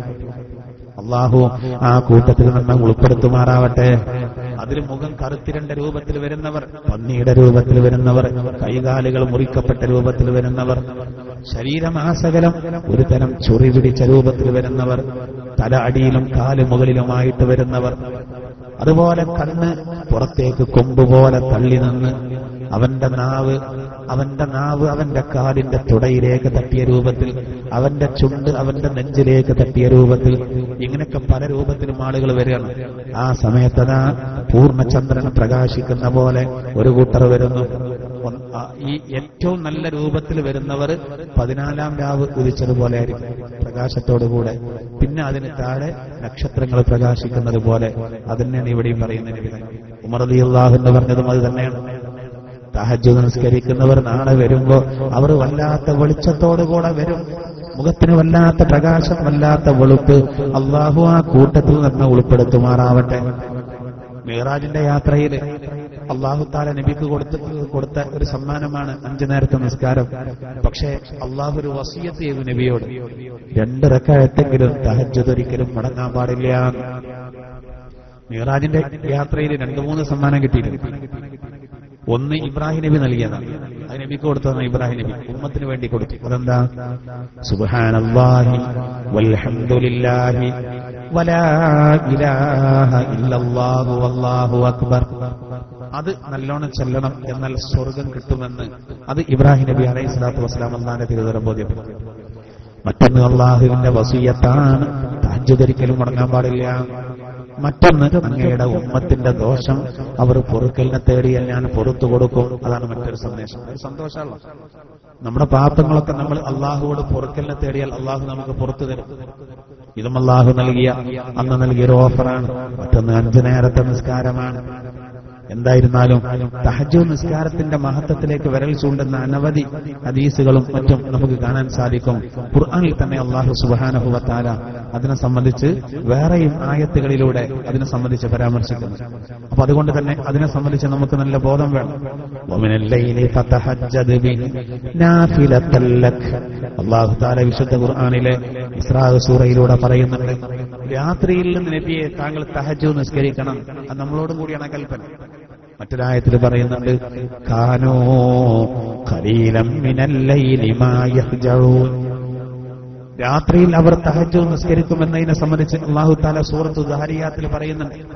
മറ്റൊരായത്തിൽ അല്ലാഹു പറയുന്നുണ്ട്, വദ്കുരി ഇസ്മ റബ്ബിക ബുക്റതൻ വഅസീലാ വമിനൽ ലൈലി ഫസ്ജുദ് ലഹു വസബ്ബിഹു ലൈലൻ തവീലാ. റസൂലുള്ളാഹിക്ക് ഭയങ്കര വിഷമം വന്നപ്പോ, ഇതും വിഷമം വന്നപ്പോ ഇറങ്ങിയതാണല്ലോ. റസൂൽ മാനസികമായിട്ട് പറ്റ തളർന്നപ്പോഴാണല്ലോ മുസമ്മിൽ സൂറത്ത് ഇറങ്ങിയത്. മറ്റൊരു ഘട്ടത്തിൽ അല്ലാഹു ഇങ്ങനെ പറഞ്ഞിട്ട്, ഫസ്ബിർ ലിഹുക്മി റബ്ബിക ഫലാ തബഇ മിൻഹും ആതിമൻ ഔ കഫൂറാ. വിശുദ്ധ ഖുർആനിൽ അല്ലാഹു പറയുന്നുണ്ട്, നബിയെ താങ്കൾ ക്ഷമിക്കണം. ശത്രുക്കൾ എന്തെങ്കിലുമൊക്കെ ചെയ്യും, സാരല്ല, അങ്ങ് ക്ഷമിക്കണം. റബ്ബിന്റെ വിധി വരുന്നത് വരെ ക്ഷമിക്കണം. എന്നിട്ട് പിന്നെ പറയുന്നെന്താ, അങ്ങ് പ്രഭാതത്തിലും പ്രദോഷത്തിലും അല്ലാഹുവിനെ സ്മരിക്കണം. അതിന്റെ ഉദ്ദേശം ളുഹ്ർ, അസ്ർ, സുബ്ഹി, ഉച്ചയ്ക്ക് മുമ്പ് ഉച്ചയ്ക്ക് ശേഷമുള്ള നിസ്കാരമാണ്. പിന്നെ പറയുന്നതോ, വമിനൽ ലൈലി ഫസ്ജുദ് ലഹു. രാത്രിയിൽ അല്ലാഹുക്ക് സുജൂദ് ചെയ്യണം. മഗ്രിബും ഇശാവുമാണ്, 5 നേര നിസ്കാരമായി. പിന്നെ പറഞ്ഞതോ, വസബ്ബിഹു ലൈലൻ തവീലാ. രാത്രിയുടെ നീണ്ട സമയം അല്ലാഹുക്ക് തസ്ബീഹ് ചെയ്യണം. അത് തഹജ്ജുദ് നിസ്കാരമാണ്.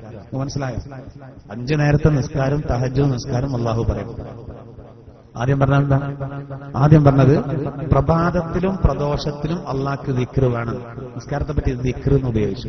ഖുർആൻ മറ്റൊരു ഭാഗത്ത് പറയുന്നുണ്ടല്ലോ, അഖിമിസ്വലാത ലിദിക്രി. എന്നെ ഓർമ്മിക്കാൻ വേണ്ടി നീ നിസ്കരിച്ചോ. നിസ്കാരത്തിൽ അങ്ങനെയുള്ളൂ, വെറും അല്ലാഹ് മാത്രമാണ്. തക്ബീറത്തുൽ ഇഹ്റാം അരിപ്പാണ്. അപ്പൊ അല്ലാഹു അക്ബർ കഴിഞ്ഞാൽ പിന്നെ വേറെ ചിന്തയൊന്നും വരരുത്. ജ്യൂസ് അടിച്ചിട്ട് നമ്മൾ ഗ്ലാസ്സിലേക്ക് പാരുമ്പോ അരിപ്പ വെക്കുന്നത് കരിമ്പ് ജ്യൂസ് കാണില്ല, വേസ്റ്റൊക്കെ അതിൽ തങ്ങാനാണ്, അല്ലേ? അതിനാണ്. എന്നതുപോലെ അല്ലാഹു അക്ബർ എന്ന് പറഞ്ഞാൽ അല്ലല്ലാത്ത വേസ്റ്റൊക്കെ പുറത്താക്കണം. പിന്നെ അല്ല മാത്രമാണ്. നമുക്കങ്ങനല്ല. നമ്മളെ അരിപ്പൊക്കെ ഭയങ്കര ഓട്ടയാണ്, ഉള്ളത് മുഴുവടിയില്ല, ഭയങ്കര ചിന്ത, എല്ലാം ചിന്തിക്കും. ശരിക്കും അള്ളാനെ ഓർക്കാനുള്ള സംവിധാനം തുടക്കം തന്നെ അങ്ങനെയുള്ള അല്ലാഹു അള്ളാഹ് കൊണ്ട് അതാണ്. അവസാനം അസ്സലാമു അലൈക്കും വറഹ്മത്തുള്ളാഹ്. എന്തില്ല വബറകാത്തുല്ല. അത് മയ്യത്ത് നിസ്കാരത്തിന് മാറ്റും. ചിലർ ഉഷാറാക്കിയിട്ട് നിസ്കാരം മയ്യത്ത് നിസ്കാരമാക്കി മാറ്റും. അത് വേണ്ട. ഒരു പള്ളിയിൽ ഇമാമിന് പോലും പേച്ചു. ഇപ്പൊ ടെസ്റ്റ് ഉണ്ടല്ലോ പള്ളിയിൽ. ഒരു പുതിയ ഉസ്താദ് വരികയാണെങ്കിൽ കമ്മിറ്റിക്കാർക്ക് എന്ത് ഒരു ടെസ്റ്റ് ഉണ്ട്.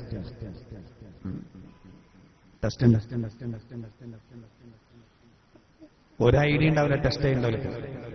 പച്ച തെറ്റേക്കാരെ ഓതുന്നത്, പക്ഷെ ഉഷാറാക്കി നല്ല സൗണ്ടിലാണ് ഓതുക. മൗലവി ഉഷാറാണ്. അതേസമയത്ത് ഒക്കെ മർമ്മം നോക്കി പാവം കാട്ടിക്കൂട്ടലുകളൊന്നുമില്ല, ജാടകളൊന്നുമില്ല, പോരാ. അപ്പൊ നമ്മളടുത്ത പ്രദേശത്ത് ഒരു പള്ളിയിൽ ഒരു പുതിയ ഇമാം വന്നപ്പോ പറഞ്ഞു, കമ്മിറ്റിക്കാരെല്ലാരും ഒന്നും ഇവിടെ ഉണ്ട്, ഒന്നാണ് ഉഷാറാക്കിക്കൊണ്ടിരുന്നു. മൂപ്പരൊന്നാണ് ഉഷാറാക്കിയത്. അതിൽ ലാസ്റ്റ് കോളാണ്. അപ്പോ സലാം വീട്ടിയപ്പോ എന്ത് ചെയ്തു? ഉഷാറാക്കണം എന്നാണ് മൂപ്പര് ഉഷാറാക്കിയിട്ട് എന്ത് ചെയ്തു? അസ്സലാമു അലൈക്കും വറഹ്മത്തുള്ളാഹി വബറകാതുഹു. ജുമാക്ക് പിന്നെ കമ്മിറ്റി യോഗം ചേർന്നപ്പോ ഒരാൾ പറഞ്ഞു, സംഗതിയൊക്കെ തിരക്കടില്ല, പക്ഷെ ഇന്നത്തെ ജുമാ മൈദസ്കാരായിരുന്നു. ഈ വബറകാത്ത് കൂട്ടിക്കൊണ്ട് പറഞ്ഞാൽ അത് ആകപ്പാടെ കൺഫ്യൂഷനായതായി. നോക്കൂ, അള്ളാഹു കൊണ്ട് തുടങ്ങി അള്ളാഹുവിൽ അവസാനിക്കുകയാണ്. എന്നെ ഓർമ്മിക്കാൻ വേണ്ടി നിങ്ങൾ നിസ്കരിക്കുക. അള്ളാഹു പറയാണ്, എന്നെ ഓർമ്മിക്കാൻ വേണ്ടി നിസ്കരിക്കുക. അതുകൊണ്ട് നിസ്കാരത്തിന് ദിക്ർ എന്ന് പറയും. നിസ്കാരത്തിന്റെ പ്രധാനപ്പെട്ട ഭാഗമാണ് സുജൂദ്. അതുകൊണ്ട് നിസ്കാരത്തിന് സുജൂദ് എന്ന് പറയും. ആ ആയത്തിൽ അള്ളാഹു വീണ്ടും പറയുന്ന എന്താ? വസബ്ബിഹു ലൈലൻ തവീലാ. രാത്രിയുടെ നീണ്ട സമയം അള്ളാഹ്ക്ക് തസ്ബീഹ് ചെയ്യണം. രാത്രിയുടെ നീണ്ട സമയം അള്ളാഹ്ക്ക് തസ്ബീഹ് ചെയ്യണം എന്ന് പറഞ്ഞാൽ അതുകൊണ്ട് ഉദ്ദേശിക്കുന്നത് രാത്രി തഹജ്ജുദ് നിസ്കരിക്കണമെന്നാണ്. അപ്പൊ ഖുർആനിലും അതുപോലെ ഹദീസിലും ഒരുപാട് വിശദീകരണങ്ങൾ, കൽപ്പനകളുള്ള പ്രധാനപ്പെട്ട നിസ്കാരമാണ് തഹജ്ജുദ് നിസ്കാരം. അതുകൊണ്ട് ആ തഹജ്ജുദ് നിസ്കാരത്തിലെ കാര്യം ശ്രദ്ധിക്കണം. എത്രയോതാ, ദീർഘിപ്പിച്ചോതാ. അതാണ് ഖുർആൻ പറയുന്നത്, വറത്തിലിൽ ഖുർആന തർത്തീലാ. തർത്തീലാക്കി ഓതുകയും വേണം. നിർത്തി ഓതുക. നിർത്തി സാവകാശം ഓതുക. പിന്നെ ആരെയും നമ്മൾ നോക്കേണ്ട ആവശ്യമില്ലല്ലോ. ഇപ്പൊ ഞാനൊരു ഇമാമാണ്, നിങ്ങൾ എന്റെ പിന്നിൽ മൗമൂമിയങ്ങൾ ഉണ്ടെങ്കിൽ ഞാനിപ്പോ 1.5 റക്അത്തിൽ അൽബഖറ ഓതാൻ പറ്റൂല. എന്തുകൊണ്ട്? ഞാൻ നിങ്ങളെ പരിഗണിക്കണം. അസുഖമുള്ളവരുണ്ടാകും, യാത്രക്കാരുണ്ടാകും, തിരക്ക് പിടിച്ചവരുണ്ടാകും. വലിയ സൂറത്ത് ഓതാൻ പോലില്ല. പക്ഷെ ഞാൻ തഹജ്ജുദ് നിസ്കരിക്കുന്ന സമയത്ത് 1 റക്അത്തിൽ ഫാത്തിഹയുടെ ശേഷം അൽബഖറ ഓതി. എനിക്ക് ആരും പിന്നെ കണ്ണും മുഖവും നോക്കേണ്ട ആവശ്യമില്ല. എന്റെ ഹിതം പോലെ എനിക്ക് നീട്ടി നിസ്കരിക്കാം. അതുകൊണ്ട് നല്ല സൗകര്യമാണ്. അതുകൊണ്ട് സഹോദര, നമ്മൾ ഈ കാര്യം ശ്രദ്ധിക്കണം. ഇനി അതിന്റെ ശേഷം അല്ലാഹു പറയുന്നുണ്ട്, ഇന്നാ സനുൽഖി അലൈക ഖൗലൻ സഖീലാ. നബിയെ, ഭാരമേറിയ വചനങ്ങളെ അങ്ങേക്ക് നാം ഇറക്കി തരുന്നതാണ്. ഖുർആന്റെ ആയത്തുകളൊക്കെ ഭാരമേറിയ വചനങ്ങളാണ്. അങ്ങനെ പ്രയോഗിക്കാൻ കാരണം എന്തറിയോ? വളരെ ഗൗരവമുള്ള വിഷയങ്ങളാണല്ലോ ഖുർആൻ ചർച്ച ചെയ്യുന്നത്. പിന്നെ അക്ഷരാർത്ഥത്തിൽ ഭാരാണ്. പരിശുദ്ധമായ റസൂലുള്ളാഹി തങ്ങളുടെ അവസാനത്തെ ഹജ്ജ് വേളയിൽ അറഫ മൈതാനിൽ അള്ളാന്റെ തിരുദൂതർ ഒട്ടകപ്പുറത്തിരിക്കുകയാണ്. ആ സമയത്താണ് ജിബ്രീൽ എന്ന മലക്ക് വന്നിട്ട് ഒരു ആയത്ത് ഓതി കൊടുത്തത്. ബിസ്മില്ലാഹിർ റഹ്മാനിർ റഹീം. മഹാനായ ജിബ്രീൽ അലൈഹിസ്സലാത്തു വസ്സലാം പ്രത്യക്ഷപ്പെടുകയാണ്. എന്നിട്ട് ഒട്ടകപ്പുറത്തിരിക്കുന്ന നബിക്ക് ഓതി കൊടുക്കുകയാണ്, അൽ-യൗമ അക്മൽതു ലക്കും ദീനക്കും വഅത്മംതു അലൈക്കും നിഅമതി വറളീതു ലക്കുമുൽ ഇസ്ലാമ ദീനാ. ഈ ആയത്തിന്റെ ഗൗരവം കാരണം നബി ഒട്ടകപ്പുറത്തുള്ള ഒട്ടകനെ മുട്ടുകുത്തിയിട്ട് ഒട്ടകത്തിന്റെ ശിരസ് മണ്ണിൽ വെച്ചു. ആയത്തിന്റെ ഗൗരവം അതുകൊണ്ടുള്ള ഒരു ജൂത പണ്ഡിതൻ ഉമർ റളിയല്ലാഹു ചോദിച്ചില്ലേ, ഉമറുൽ ഫാറൂഖ്, നിങ്ങൾക്കിറങ്ങിയ ഒരു ആയത്ത് ഞങ്ങൾക്കാണ് ഇറങ്ങിയിരുന്നുവെങ്കിൽ ഞങ്ങൾ ആ ദിവസത്തെ ഒരു പെരുന്നാളാക്കുമായിരുന്നു. ആ സമയത്ത് മഹാനായ ഉമർ റളിയല്ലാഹു ചോദിച്ചു, നിങ്ങൾ ഏത് ആയത്താ ഉദ്ദേശിക്കുന്നത്? അപ്പൊ ഈ ജൂത പണ്ഡിതൻ പറഞ്ഞു, ഞങ്ങൾ ഉദ്ദേശിക്കുന്നത് അൽ-യൗമ അക്മൽതു ലക്കും എന്നുള്ള ആയത്ത്. അത് ഞങ്ങൾക്ക് ഇറങ്ങിയിരുന്നത് തൗറാത്തിലൊക്കെ ഇറങ്ങിയിരുന്നതായിരുന്നെങ്കിൽ ഞങ്ങൾ എന്ത് ചെയ്യും? അന്നൊരു ആഘോഷ ദിനമാക്കും. അത്ര വലിയ സംഭവമാണ് ആയത്ത്. അപ്പൊ ഉമർ റളിയല്ലാഹു അൻഹു പറഞ്ഞു, ആ ആയത്ത് അവതരിച്ചത് ഏത് സമയത്താണെന്ന് നമുക്കറിയാം. അത് ഹജ്ജത്തുൽ വദാഇന്റെ അന്ന് അസറിന്റെ ശേഷം ഒട്ടകപ്പുറത്തിന് ഇരിക്കുമ്പോഴാണ് ഇറങ്ങിയത്. ഞങ്ങളതിനെ വല്ലാതെ കണക്കിലെടുത്തിട്ടുണ്ട്. നിങ്ങൾ പെരുന്നാളാക്കണമെന്നില്ല. ഞങ്ങളതെല്ലാം മൈൻഡ് ചെയ്യുന്നത്. ഞങ്ങൾക്കറിയാം ആയത്തിന്റെ ഗൗരവം. എന്ന് ഉമറുൽ ഫാറൂഖ് റളിയല്ലാഹു അൻഹു പറഞ്ഞു. ഇവിടെ ഈ ആയത്തിൽ പറയുന്നത് ഭാരമേറിയ വചനങ്ങളെ നബിയെ താങ്കൾക്ക് നാം ഇറക്കി തരും, ഭാരമേറിയ വചനങ്ങളെ താങ്കൾക്ക് നാം ഇറക്കി തരുമെന്ന് പറഞ്ഞതിന്റെ ഉദ്ദേശം അങ്ങനെ കുറെ ആയത്തുകളാണ്. എന്നിട്ട് അല്ലാഹു പറയാണ്, എന്തിനാണ് രാത്രിയിൽ നിന്ന് എഴുന്നേറ്റ് നിസ്കരിക്കണമെന്ന് പറഞ്ഞത്? ഇന്ന നാശിയത്തൽ ലൈലി ഹിയ അശദ്ദു ഖത്റൻ വഅഖ്വ മുഖീല. രാത്രി സമയത്ത് ഉണർന്നെഴുന്നേറ്റ് നിസ്കരിക്കുമ്പോൾ അത് ഓതുന്ന സമയത്ത് അവരുടെ ഹൃദയത്തിനും കാതിനും അത് യോജിപ്പ് നൽകും, സംസാരത്തെ സ്പഷ്ടമാക്കുന്നതാണ്. മാത്രമല്ല, എന്നിട്ട് അല്ലാഹു പറയുന്നത് ഇന്നലക ഫിന്നഹാരി സബ്ഹൻ തവീല, നിങ്ങൾക്ക് പകൽ സമയത്ത് നീണ്ട ജോലി തിരക്കുണ്ട്, അതുകൊണ്ട് രാത്രി നിസ്കാരം നടക്കട്ടെ. പകലൊക്കെ എല്ലാവർക്കും തിരക്കാണല്ലോ, ഒക്കെ ബിസിയാണ്. അപ്പൊ വേണ്ടതുപോലെ നമുക്ക് ആ ഫർള് മാത്രം നിസ്കരിക്കാൻ ഒക്കെ കൂടുതൽ നിസ്കരിക്കാൻ ടൈം കിട്ടുന്നില്ല. അതുകൊണ്ട് രാത്രി വെറും ഉറക്കാകണ്ട, എന്നാൽ ഉറക്ക് പറ്റ ഒഴിവാക്കാനും പാടില്ല. ഒന്ന് ഉറങ്ങിയിട്ടേ താജ് നിസ്കരിക്കാൻ പറ്റും. അവർക്ക് പല്ലുവേദന വന്നിട്ട് തീരെ ഉറക്ക് വരുന്നില്ല, അന്നാണ് രാത്രിന്റെ നീളം നമ്മൾ അറിയാം അല്ലേ. നേരെ ഏകദേശം വെളുക്കാനായിട്ടുണ്ടാവും നേരിട്ട് ക്ലോക്കിലേക്ക് നോക്കുമ്പോൾ 12 കാലമായിട്ടാണ്. കുറച്ചൊന്ന് എനിക്കൊരു പല്ലുവേദന വന്നപ്പോൾ രാത്രി കഴിയുന്നില്ലല്ലോ, ഇന്നലെയൊക്കെ എത്ര പെട്ടെന്നാത്ത്. പിന്നെ കുറെ അങ്ങോട്ട് നടക്കും, കുറെ ഇങ്ങോട്ട് നടക്കും. രാവിലെ ഡോക്ടറെ അടുത്ത് പോകാമെന്ന് കരുതി, ഏതായാലും ഇപ്പൊ ബാങ്ക് കൊടുക്കായിരിക്കും എന്ന് കരുതി പോയി നോക്കുമ്പോൾ 1:30 ആയിട്ടാണ്. അപ്പൊ അപ്പുറത്തെ റൂമിൽ നിന്ന് കൂർക്കമ്പലി കേൾക്കുന്നുണ്ട്, വാപ്പാനോടൊക്കെ ഒരു അസൂയ, ഇവരൊക്കെ ഒരു സൂയ. ഈ പിറ്റേന്ന് ചോദിക്കാം, ഇന്നലെ വാപ്പ എത്ര ഇന്നലൊക്കെ രാത്രിയുടെ നീളം? അപ്പൊ വാപ്പ ചൂടായി, രാത്രി എത്ര പെട്ടെന്ന് അങ്ങനെ നേരം വെളുത്തു, ഞാൻ ഒരു കിനാവ് കണ്ടപ്പോഴേ ഇവരുടെ അടുത്ത് നാടിയിട്ട് വാപ്പ രാത്രി ഇടങ്ങാറായതാ. രാത്രിനെ നീളറിയും, എല്ലാ ദിവസവും അങ്ങനെ തന്നെ രാത്രി. സഹോദര, തീരെ ഉറക്കില്ലാത്ത ആൾക്ക് തഹജ്ജുദില്ല, തീരെ ഉറക്കില്ലാത്ത ആൾക്ക് തഹജ്ജുദില്ല. അപ്പൊ ഒരാൾ രാത്രി കട അടിച്ചു പോവാണ്, രാത്രി 10 മണിക്കാ കട അടിച്ചു പോകണ്ട്, വണ്ടിയിൽ നിന്ന് അങ്ങനെ ഉറങ്ങി സുഖമായിട്ട്. ഡ്രൈവർ വേറെ ഉണ്ടാവണം കേട്ടോ, സുഖമായിട്ട് ഉറങ്ങി. ഈ പെരി പോയി തഹജ്ജുദ് നിസ്കരിച്ച് കിടന്നാൽ മതി. ഉറങ്ങിയല്ലോ, രാത്രി ഉറങ്ങിയല്ലോ. മഗ്രിബിന്റെ ശേഷം ഒന്ന് കിടന്നുറങ്ങി, എന്നിട്ട് ഇശാക്ക് എഴുന്നേറ്റ് ഇശി നിസ്കരിച്ചു, 2 റക്അത്ത് തഹജ്ജുദ് നിസ്കരിച്ച് കിടന്നു. അതിൽ വളവാക്കരുത്. ഒരു വിഭാഗം പറയുന്നത് രാത്രി എന്ന് പറയുന്നതിൽ അത് പെടുന്നുണ്ട്, സൂര്യൻ അസ്തമിക്കലോടുകൂടെ. എന്നാൽ ബലപ്പെട്ട അഭിപ്രായം അനുസരിച്ച് ഉറക്കിന് കണക്കാപ്പെട്ട ടൈം ഇശാഇന്റെ ശേഷം. അപ്പൊ ഉറങ്ങിയിട്ട് കുറച്ചുറങ്ങിയാൽ മതി, ഉറക്കാകണം. എന്നിട്ട് എഴുന്നേറ്റ് 2 റക്അത്ത് നല്ലത് അർദ്ധരാത്രി കഴിഞ്ഞിട്ടാണ്. സുബഹിയോട് അടുപ്പിക്കണമെങ്കിൽ വളരെ നന്നായി, നല്ല സൗകര്യമാണോ സുബഹിയോട് അടുപ്പിക്കാൻ. ഏതായിരുന്നാലും ഇപ്പോൾ ഓതുമ്പോൾ അത് കാതുകൾക്കും ഹൃദയത്തിനും വലിയ യോജിപ്പ് നൽകും. പകൽ സമയത്തൊന്നും നിങ്ങളുടെ ജോലി തിരക്കാണ്, അതുകൊണ്ട് രാത്രി സമയത്ത് നമ്മൾ അതിന് സമയം കാണണം.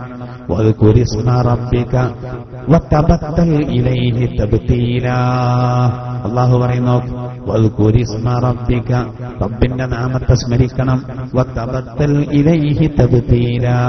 അള്ളാഹുവിലേക്ക് മുറിഞ്ഞെടുക്കുകയും വേണം. ഈ റബ്ബിന്റെ നാമത്തെ സ്മരിക്കണം എന്ന് പറഞ്ഞതിൽ പ്രധാനപ്പെട്ട ഒന്നാണ് ബിസ്മി. ഏതൊരു കാര്യത്തിനും ബിസ്മിയല്ല. എന്തൊരു കാര്യം തുടങ്ങുമ്പോഴും ബിസ്മി ചൊല്ല. ഭക്ഷണം കഴിക്കുമ്പോൾ ഓരോ ഉരുളക്കും ബിസ്മിയല്ല സുന്നത്തുണ്ട്. ഓരോ ഉരുളക്കും ആദ്യത്തിന് ചെല്ലിയാൽ തന്നെ ഓനൊരു പോയത്തക്കാരനാണെന്ന് കണക്കൂട്ടും. പിന്നെ ഇടയ്ക്ക് ഓരോന്നിനും ബിസ്മില്ലാണെങ്കിൽ പോയത്തക്കാരനല്ല, ഓനെ മൂച്ചി പിരാന്താണെന്ന് കണക്കൂട്ടും ആളുകൾക്ക് വേഗമുണ്ടല്ലോ കളിയാക്കാൻ അല്ലെ. അതൊക്കെ ഒരു പഴഞ്ചനായിട്ട് തോന്നുക. സഹോദര, വെള്ളം കുടിക്കുമ്പോ ഭക്ഷണം കഴിക്കുമ്പോ ബിസ്മി ചൊല്ലണം. ഒരു നല്ല കാര്യം തുടങ്ങുമ്പോൾ ബിസ്മി ചൊല്ലണം. വസ്കുരിസ്മ റബ്ബിക് എന്ന് പറയുമ്പോൾ പ്രധാനമായിട്ട് ഉദ്ദേശിക്കുന്നതാണ് വാഹനം സ്റ്റാർട്ട് ചെയ്യുമ്പോൾ ബിസ്മി ചൊല്ലണം, കട തുറക്കുമ്പോൾ ബിസ്മി ചൊല്ലി തുടങ്ങണം. എന്തൊരു ബിസ്മി ഒഴിവാക്കിയൊരു പരിപാടിയില്ല. എല്ലാത്തിനും ബിസ്മി, എല്ലാ കാര്യങ്ങൾക്കും ബിസ്മില്ലാഹിർ റഹ്മാനിർ റഹീം. 19 അക്ഷരങ്ങൾ ബിസ്മിയിലുണ്ട്. ആ അക്ഷരങ്ങൾ നാളെ നമ്മുടെ രക്ഷക്ക് വരും. 19 മലക്കുകൾ നരകത്തിന് കാവലുണ്ടാകും. ആ 19 മലക്കുകളുടെ അരികെ ഈ 19 അക്ഷരങ്ങൾ സ്ഥാനം പിടിക്കും. എപ്പോഴും ബിസ്മിയിലാണ്. സുലൈമാൻ നബി അലൈഹി സ്വലാത്തു വസ്സലാമിന്റെ കത്തുമായി ബിൽഖീസ് രാജ്ഞിയുടെ അരികിലേക്ക് പുറപ്പെട്ട ഹുദ്ഹുദ് എന്ന് പറയുന്ന മരക്കൊത്തി, ആ മരക്കൊത്തിയോട് ഇതര പക്ഷികൾ ചോദിച്ചു അത്രേ, എങ്ങനെയാണ് ബിൽഖീസ് രാജ്ഞിയുടെ അരികിലേക്ക് നിനക്ക് ഒറ്റയ്ക്ക് പോകാൻ ധൈര്യം വന്നത്? അപ്പൊ ആ പക്ഷി പറഞ്ഞെന്താ, എനിക്കെന്തിന് ധൈര്യക്കേട് വേണം? സുലൈമാൻ നബിയുടെ കത്താണ്. ആ കത്തിന്റെ മുകളിൽ ബിസ്മില്ലാഹിർ റഹ്മാനിർ റഹീം എന്നുണ്ട്. അതുകൊണ്ട് എനിക്ക് കാവലുണ്ടാവും. സഹോദര, മുൻഗാമികളായ ആളുകൾ 1000 റക്അത്ത് നിസ്കരിച്ചാൽ എത്ര കൂലി കിട്ടുമോ അത്ര പ്രതിഫലം നമ്മുടെ ഒറ്റ റക്അത്തിന് മാത്രം ലഭിക്കും. കാരണം നമ്മുടെ ഒരു റക്അത്തിൽ ഫാത്തിഹ ഓതൽ നിർബന്ധമല്ലേ? ഓരോ റക്അത്തിലും ബിസ്മിയ ഫാത്തിഹയുടെ ഒരു ഭാഗമാണ്. മനസ്സിലായോ? നമ്മളിപ്പോ പിന്നെ സുബഹിസ്കരിച്ചു 2 റക്അത്ത്. ഈസാ നബി മുതൽ അവിടുന്ന് അങ്ങോട്ടുള്ള പ്രവാചകന്മാരും അവരുടെ അനുയായികളും 2000 റക്അത്ത് നിസ്കരിച്ച കൂലി നമുക്ക് 2 റക്അത്ത് സുബഹിക്ക് മാത്രം കിട്ടി. കാരണം ഫാത്തിഹ അള്ളാഹു നമുക്ക് തനിമയായി തന്നു. ബിസ്മിയാണ് കാരണം. ബിസ്മില്ലാഹിർ റഹ്മാനിർ റഹീം എന്ന് എല്ലാ റക്അത്തിലും നിർബന്ധമല്ലോ. അതുകൊണ്ട് മുൻഗാമികളുടെ 1000 റക്അത്തിന്റെ പുണ്യം ഒറ്റ റക്അത്തിന് കിട്ടുന്നു. പടച്ച റബ്ബ് നമ്മളോട് എത്രമാത്രം കാരുണ്യം കാണിച്ചു.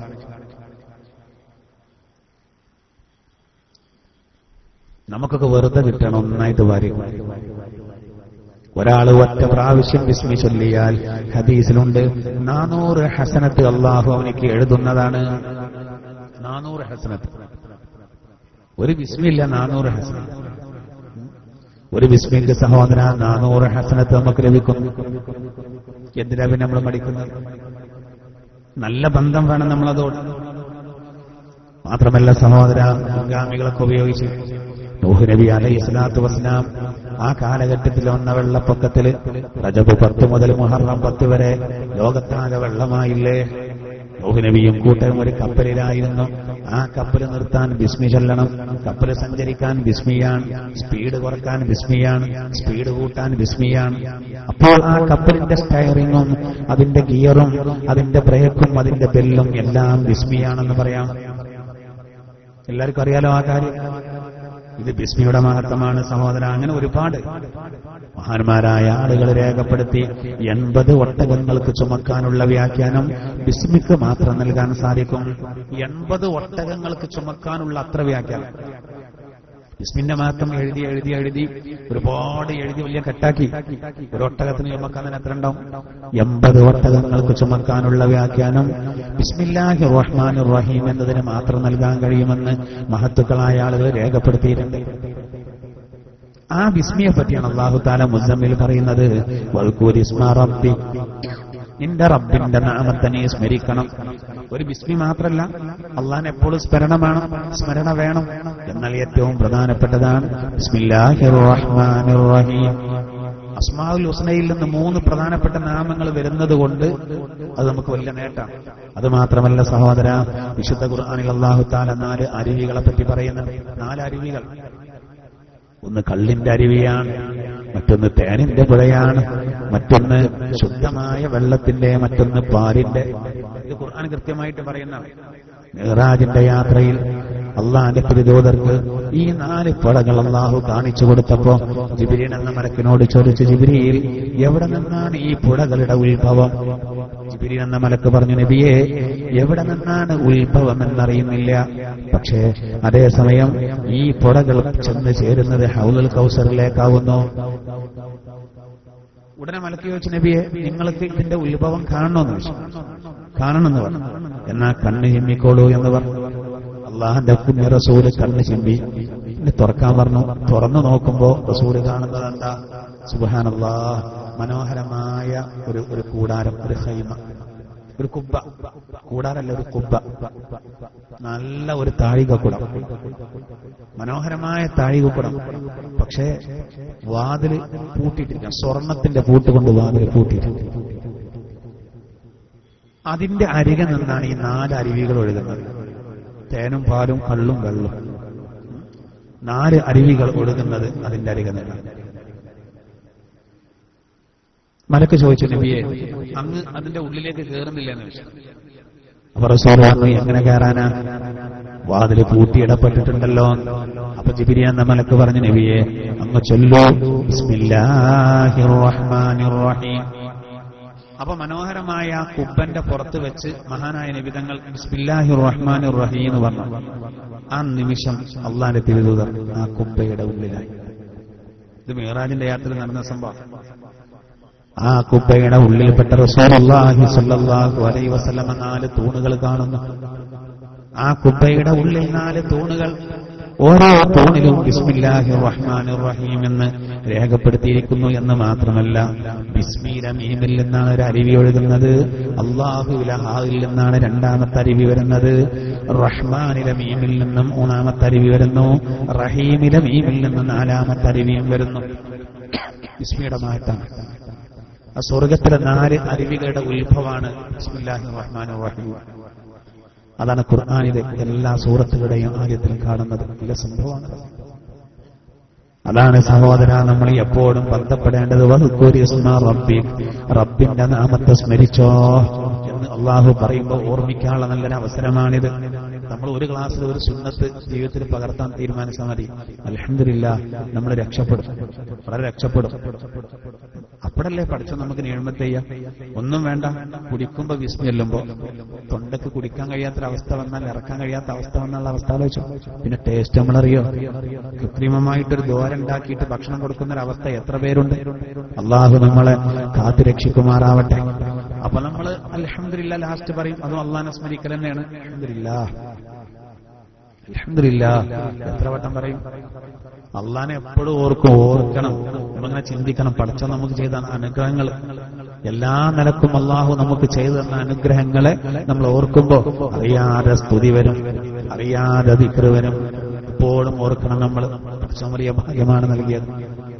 ഒന്ന് ആലോചിച്ചാൽ മതി, ആ സിറിയയിലെ പട്ടിണിപ്പാവങ്ങൾ ആലോചിച്ചാൽ നമ്മളെ പോലെയുള്ള സഹോദരങ്ങൾ. നായകളെയും പൂച്ചകളെയും വരെ അറുത്ത് തിന്നേണ്ട ഗതി വന്ന് ജീവൻ നിലനിർത്താൻ എത്ര ഭീകരമാണ്. നമുക്കോ അൽഹംദുലില്ലാഹ് നല്ല സുഭിക്ഷമായ ജീവിതം നഷ്ടപ്പെടരുത്. അള്ളാഹു പറയുന്ന റബ്ബിനെ ഓർക്കണം. ഞാൻ അവസാനിപ്പിക്കാം. നാളെ പരലോകത്ത് സഹോദര ഒരു കൊട്ടാരമുണ്ട്, ഒരു പ്രകാശത്തിന്റെ ഭവനം. അത് അന്തരീക്ഷത്തിൽ ഇങ്ങനെ നിൽക്കും. നല്ല ചുവക്കുള്ള മനോഹരമായ ഒരു കൊട്ടാരം, അത് അന്തരീക്ഷത്തിൽ നിൽക്കുകയാണ്. റസൂലിനോട് ചോദിച്ചു, നബി എങ്ങനെ അതിലെത്തുകയെന്ന് ചോദിച്ചു. റസൂൽ പറഞ്ഞു, അതിന്റെ പേര് ദാറുന്നൂർ എന്നാണ്, പ്രകാശഭവനം. ദുന്യാവിൽ വെച്ച് ബിസ്മി നല്ലവണ്ണം ചെല്ലിയ ആളുകൾ ആരാണോ അവർ അതിന്റെ അരിക വന്ന് ബിസ്മി ചൊല്ലും. അതോടുകൂടെ അതിന്റെ ഉള്ളിൽ അവർക്ക് പ്രവേശിക്കാൻ സാധിക്കുന്നതാണ്. അള്ളാഹു നമുക്ക് ഭാഗ്യം നൽകുമാറാവട്ടെ. സ്വർഗത്തിലൊരു ദാറുന്നൂർ പ്രകാശഭവനം. ബിസ്മിയോട് ബന്ധമുള്ള ആളുകൾ ആ ദാറുന്നൂറിലെത്തും. ഇനി ബിസ്മി മറക്കണ്ട. ചൊവ്വാഴ്ച കട തുറക്കുമ്പോ ചില ആൾക്കാർ എന്താ ചൊവ്വാഴ്ചയാണ് എന്ന് പറഞ്ഞാൽ പൊന്തിക്കേണ്ടത്. ചാവിട്ട് തിരിക്കുമ്പോ അല്ലെങ്കിൽ ഷട്ടർ ഉയർത്തുമ്പോ ബിസ്മില്ലാഹിർ റഹ്മാനിർ റഹീം. ചൊവ്വാഴ്ച സ്റ്റാൻഡിലേക്ക് വണ്ടി എടുത്തിറങ്ങാണ്, ഓട്ടോ. ഉദാഹരണം, ചൊവ്വാഴ്ച വെറുതെ പോയിരിക്കണം അവിടെ, വേണ്ട, ബിസ്മില്ലാഹിർ റഹ്മാനിർ റഹീം നമ്മൾ ബിസ്മി എഴുതിയിട്ട് സ്റ്റാർട്ട് ചെയ്യും. അങ്ങനെ വേണ്ടല്ലോ, അങ്ങനെയല്ലേ? എങ്ങനെയായാലും വേണ്ടില്ല, വണ്ടി ഉരുളണം. ബിസ്മില്ലാഹിർ റഹ്മാനിർ റഹീം. കൂലിപ്പണിക്ക് പോയിട്ട് കൈകോട്ട് കൊത്തുമ്പോ ആദ്യം ബിസ്മില്ലാഹിർ റഹ്മാനിർ റഹീം. പടുത്ത് ഒരാൾ ചോദിച്ചു, ഈ കള്ളു കുടിക്കുമ്പോ ബിസ്മി അല്ലാതെ എങ്ങനെയാന്ന് ചോദിച്ചു. അവന്റെ തർക്കം, കള്ളു കുടിക്കുമ്പോ ബിസ്മില്ല കൂലി ഉണ്ടാവും, കള്ളു കുടിച്ച കുറ്റം ഉണ്ടാവും. എങ്ങനെയുണ്ട്? ഇങ്ങനെ വേണ്ടാത്തതിൽ മനുഷ്യന്മാരെ വേണ്ടാത്തതിൽ. അപ്പൊ അത് വേണ്ട. അള്ളാഹു തആല നമ്മളെ കാത്തു രക്ഷിക്കുമാറാവട്ടെ. ഞാൻ അവസാനിപ്പിക്കുകയാണ്. അള്ളാഹു അവസാനത്തെ ആയത്ത്, റബ്ബുൽ മശ്രിഖി വൽ മഗ്രിബി ലാ ഇലാഹ ഇല്ലാ ഹുവ ഫത്തഖിദുഹു വകീലാ. ആരാണ് അള്ളാഹു? അള്ളാഹു തആല മശ്രിഖിന്റെയും മഗ്രിബിന്റെയും റബ്ബാണ്, കിഴക്കിന്റെയും പടിഞ്ഞാറിന്റെയും റബ്ബാണവൻ എന്ന് പറഞ്ഞിട്ട് അള്ളാഹു പറയുന്നത് അവനല്ലാതെ വേറെ ആരാധനില്ല. ഫത്തഖിദുഹു വകീലാ. നിങ്ങൾ അവനെ വക്കീലായിക്കൊള്ളൂ, നിങ്ങൾ അവനെ വക്കീലാക്കിക്കൊള്ളൂ. നമ്മൾ ആരെ വക്കീലാക്കിയാലും വക്കീൽ മരിച്ചാൽ വേറെ വക്കീൽ നോക്കണം, അല്ലേ?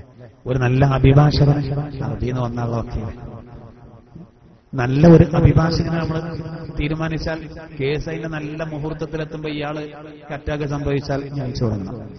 ഇനിയൊരു വക്കീലിനെ പഠിച്ചുണ്ടാക്കിയിട്ട് വേണം. മരണമില്ലാത്ത ഹയ്യും ഖയ്യൂമുമായ അള്ളാഹുവിനെ വക്കീലാക്കണം. അള്ളാരാ? ഹയ്യും ഖയ്യൂമോ? ഹയ്യ് ഖയ്യൂം. ഹയ്യ് ഖയ്യൂം. ഹയ്യ് എന്ന് പറഞ്ഞാൽ ജീവിച്ചിരിക്കുന്നവൻ, ഖയ്യൂം എന്ന് പറഞ്ഞാൽ നിയന്ത്രണാധികാരത്തോടുകൂടെ സർവരാലും ആശ്രയിക്കപ്പെടുന്ന രൂപത്തിൽ നിലകൊള്ളുന്നവൻ. ഖുർആനിൽ 3 സൂറത്തിൽ മാത്രമേ ഹയ്യ് ഖയ്യൂം പറയുന്നു.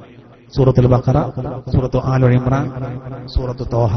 അതുകൊണ്ടാണ് നബി തങ്ങൾ പറഞ്ഞത് അൽ ബഖറ ഓതിയിട്ട് ദുആ ചെയ്താൽ വേഗം ഉത്തരം കിട്ടും, ആൽ ഇംറാൻ ഓതിയിട്ട് ദുആ ചെയ്താൽ വേഗത്തിൽ ഉത്തരം കിട്ടും, സൂറത്തു തോഹയും ഓതിയിട്ട് ദുആ ചെയ്താൽ വേഗത്തിൽ ഉത്തരം കിട്ടും. കാരണം ഈ 3 സൂറത്തുകളിലും അൽ ബഖറയിൽ 255-ാമത്തെ ആയത്തായ ആയത്തുൽ കുർസിയിൽ ഹയ്യ ഖയ്യൂം വരുന്നുണ്ട്. ആൽ ഇംറാൻ സൂറത്തിന്റെ 2-ാമത്തെ വചനത്തിൽ ഹയ്യും ഖയ്യൂമും വരുന്നുണ്ട്. തോഹ സൂറത്തിലെ 111-ാമത്തെ വചനത്തിലും വരുന്നുണ്ട് ഹയ്യ ഖയ്യൂം. വളരെ പ്രധാനപ്പെട്ടതാണത്. ഈ പോയിന്റുകളൊക്കെ മനസ്സിലാക്കി വെച്ചോ, ആവശ്യമുള്ള സമയത്ത്. വലിയ സംഭവമാണത്. ഈസാ നബി അലൈഹി സ്വലാത്തു വസ്സലാം മരിച്ചവരെ ജീവിപ്പിച്ചു. മരുന്നെന്തേനും യാ ഹയ്യു യാ ഖയ്യൂം. ആസഫുൻ ബർഖിയ എന്ന് പറയുന്ന വലിയ യമനിലെ സബയിൽ കിടക്കുന്ന ബിൽക്കീസ് രാജ്ഞിയുടെ കൊട്ടാരം ഫലസ്തീനിൽ കിടക്കുന്ന സുലൈമാൻ നബി അലൈഹി സ്വലാത്തു വസ്സലാമിന്റെ അരികിലേക്ക് കണ്ണ് വെട്ടി തുറക്കുന്നതിന്റെ ഇടയിൽ കൊണ്ടുവന്നു. സുലൈമാൻ നബി കണ്ണടച്ച് തുറന്നപ്പോഴേക്ക് സിംഹാസനം അവിടെ എത്തി. സൂറത്തുൽ നംലിൽ അള്ളാഹു ആ കഥ പറയുന്നുണ്ട്. സൂറത്തുൽ നംലിൽ അള്ളാഹു ആ കഥ പറയുന്നുണ്ട്. ഔലിയാക്കൾക്ക് അള്ളാഹു കൊടുക്കുന്നൊരു കഴിവാണ്. സുലൈമാൻ നബിയുടെ സഹസിലെ ഒരു വലിയാണ് ആര്? ആസഫുൻ ബർഖിയ. ആ വലിയാണ് ഈ സിംഹാസനം കണ്ണ് വെട്ടി തുറക്കുമ്പോഴേക്ക് എത്തിച്ചു കൊടുത്തതെന്നാണ്. അതാണ് മുഹ്യിദ്ദീൻ ശൈഖിനെ പോലത്തെ ആളുകൾ വലിയ കറാമത്ത് കാണിച്ചു എന്ന് പറയുമ്പോൾ സംശയിക്കാനില്ല എന്ന് പറയാൻ കാരണം സുലൈമാൻ നബിയേക്കാൾ വലുതാണ് നമ്മുടെ നബി. ആസഫുൻ ബർഖിയേക്കാൾ വലുതാണ് ആര്? മഹാനായ മുഹ്യിദ്ദീൻ ശൈഖ് റളിയല്ലാഹു അൻഹു. സബയിൽ കിടക്കുന്ന യമനിൽ കിടക്കുന്ന സിംഹാസന സെക്കൻഡുകൾ ഇല്ല, 1 സെക്കൻഡ് അപ്പോഴേക്കോടെ എത്തിച്ചത്. അത്ഭുതമല്ലേ അത്? ഭൗതിക കോണിലൂടെ വീക്ഷിച്ചാൽ ഒരു നിലക്കും നമുക്കൊരു പിടുത്തം കിട്ടൂല. സുലൈമാൻ നബി പറഞ്ഞാണ് കൊണ്ടുവന്നു അദ്ദേഹം. അതിന് കണ്ടപ്പോ സുലൈമാൻ നബി പറഞ്ഞത് ഹാദാ മിൻ ഫദ്ലി റബ്ബി, ഇതെന്റെ റബ്ബിന്റെ വലിയ ഔദാര്യമാണ്. അതുകൊണ്ടാണ് മുഹ്യിദ്ദീൻ മാലയിൽ സംശയിക്കണ്ടെന്ന് പറഞ്ഞത്. ഭൂമി ഓരുണ്ടെ പോൽ എൻ കയ്യിലെന്നോവർ, ഭൂമി അതൊക്കെയും ഒരു ചൂവേടെന്നോവർ. ഭൂമി ഒരു ഉണ്ട പോലെ ഞാൻ കയ്യിൽ പിടിക്കുന്നു പറഞ്ഞാൽ ഹോട്ടലിലെ ഉണ്ട വിചാരിച്ച സംഗതി നടക്കില്ല, തെറ്റിദ്ധാരണ വരും. ഇത് ഭൂമി ഒരു ഉണ്ട പോലെ. നോക്കൂ, ആസഫുൻ ബർഖിയ റളിയല്ലാഹു അൻഹു ആ സിംഹാസനം കണ്ണ് വെട്ടി തുറക്കുമ്പോഴേക്കൂടെ എത്തിച്ചത് എങ്ങനെ? അല്ലാഹു കൊടുത്ത കഴിവാണ്. അതിന്റെ മരുന്നെന്താ? യാ ഹയ്യു യാ ഖയ്യൂം. ബദറിന്റെ പടക്കളത്തിൽ യുദ്ധം തുടങ്ങുന്നതിന് മുമ്പ് സർവായുധ വിഭൂഷിതനായ അബൂജഹലിന്റെ പട്ടാളം 1000-ഓളം, ഇപ്പുറത്ത് 313.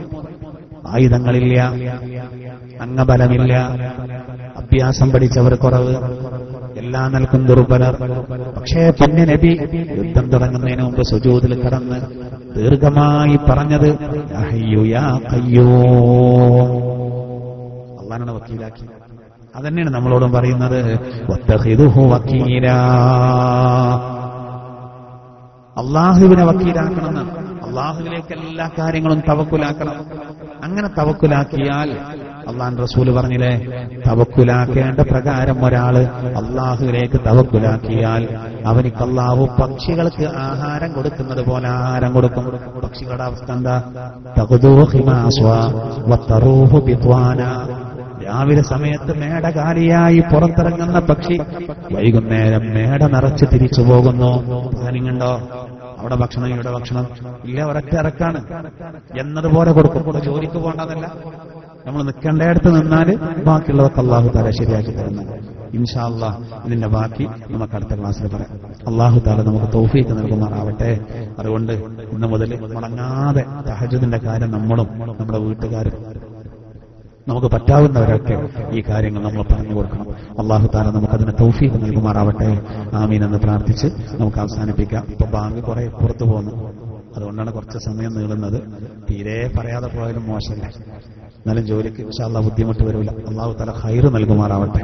ബിസ്മില്ലാഹിർ റഹ്മാനിർ റഹീം. ഫഅലം അന്നഹു ലാ ഇലാഹ ഇല്ലല്ലാഹ് ലാ ഇലാഹ ഇല്ലല്ലാഹ് ലാ ഇലാഹ ഇല്ലല്ലാഹ് لا إله إلا الله لا إله إلا الله لا إله إلا الله لا إله إلا الله لا إله إلا الله لا إله إلا الله لا إله إلا الله لا إله إلا الله أستغفر الله العظيم أستغفر الله العظيم അസ്തഗ്ഫിറുല്ലാഹല്ലദീം അസ്തഗ്ഫിറുല്ലാഹല്ലദീം അസ്തഗ്ഫിറുല്ലാഹല്ലദീം അസ്തഗ്ഫിറുല്ലാഹല്ലദീം അസ്തഗ്ഫിറുല്ലാഹല്ലദീം അസ്തഗ്ഫിറുല്ലാഹല്ലദീം അസ്തഗ്ഫിറുല്ലാഹല്ലദീം അസ്തഗ്ഫിറുല്ലാഹല്ലദീം അസ്തഗ്ഫിറുല്ലാഹല്ലദീം اللهم صل على محمد والآل كلهم وسلم اللهم صل على محمد والآل كلهم وسلم اللهم صل على محمد والآل كلهم وسلم اللهم صل على محمد والآل كلهم وسلم اللهم صل على محمد والآل كلهم وسلم اللهم صل على محمد والآل كلهم وسلم اللهم صل على محمد والآل كلهم وسلم اللهم صل على محمد والآل كلهم وسلم اللهم صل على محمد والآل كلهم وسلم اللهم صل على محمد والآل كلهم وسلم اللهم صل على محمد والآل كلهم وسلم الحمد لله رب العالمين حمدا يوافي نعمه ويكافي مزيدا اللهم صل على سيدنا محمد وعلى آل سيدنا مولانا محمد അല്ലാഹുവേ പരിശുദ്ധമായ ഖുർആനിന്റെ ഹക്ക് കൊണ്ട് ബർക്കത്ത് കൊണ്ട് ഞങ്ങളിൽ നിന്ന് സംഭവിച്ചു പോയ തെറ്റുകളൊക്കെ പൊറുക്കണേ റഹ്മാനെ. അല്ലാഹുവേ ഞങ്ങളുടെ ഇബാദത്തുകൾ സ്വീകരിക്കണേ റഹ്മാനെ. അല്ലാഹുവേ ഞങ്ങളുടെ ജീവിതത്തിൽ വന്ന എല്ലാ വീഴ്ചകളും പരിഹരിക്കണേ റഹ്മാനെ. ഇബാദത്തുകളിലുള്ള പോരായ്മകളെ പരിഹരിക്കണേ റഹ്മാനെ. അല്ലാഹുവേ ഞങ്ങളിലുള്ള എല്ലാ രോഗങ്ങൾക്കും ശമനം നൽകണേ റഹ്മാനെ. മാരകമായ ക്യാൻസർ ഞങ്ങൾക്ക് നൽകല്ല റഹ്മാനെ. ബ്രെയിൻ ട്യൂമർ നൽകല്ല റഹ്മാനെ. വൃക്കകൾ നഷ്ടപ്പെടുത്തല്ല റഹ്മാനെ. അല്ലാഹുവേ ഞങ്ങളുടെ കൈകാലുകളുടെ ഉപകാരങ്ങളെ നഷ്ടപ്പെടുത്തല്ല റഹ്മാനെ. കണ്ണിന്റെ കാതിന്റെ ഉപകാരത്തെ നഷ്ടപ്പെടുത്തല്ല റഹ്മാനെ. ഈ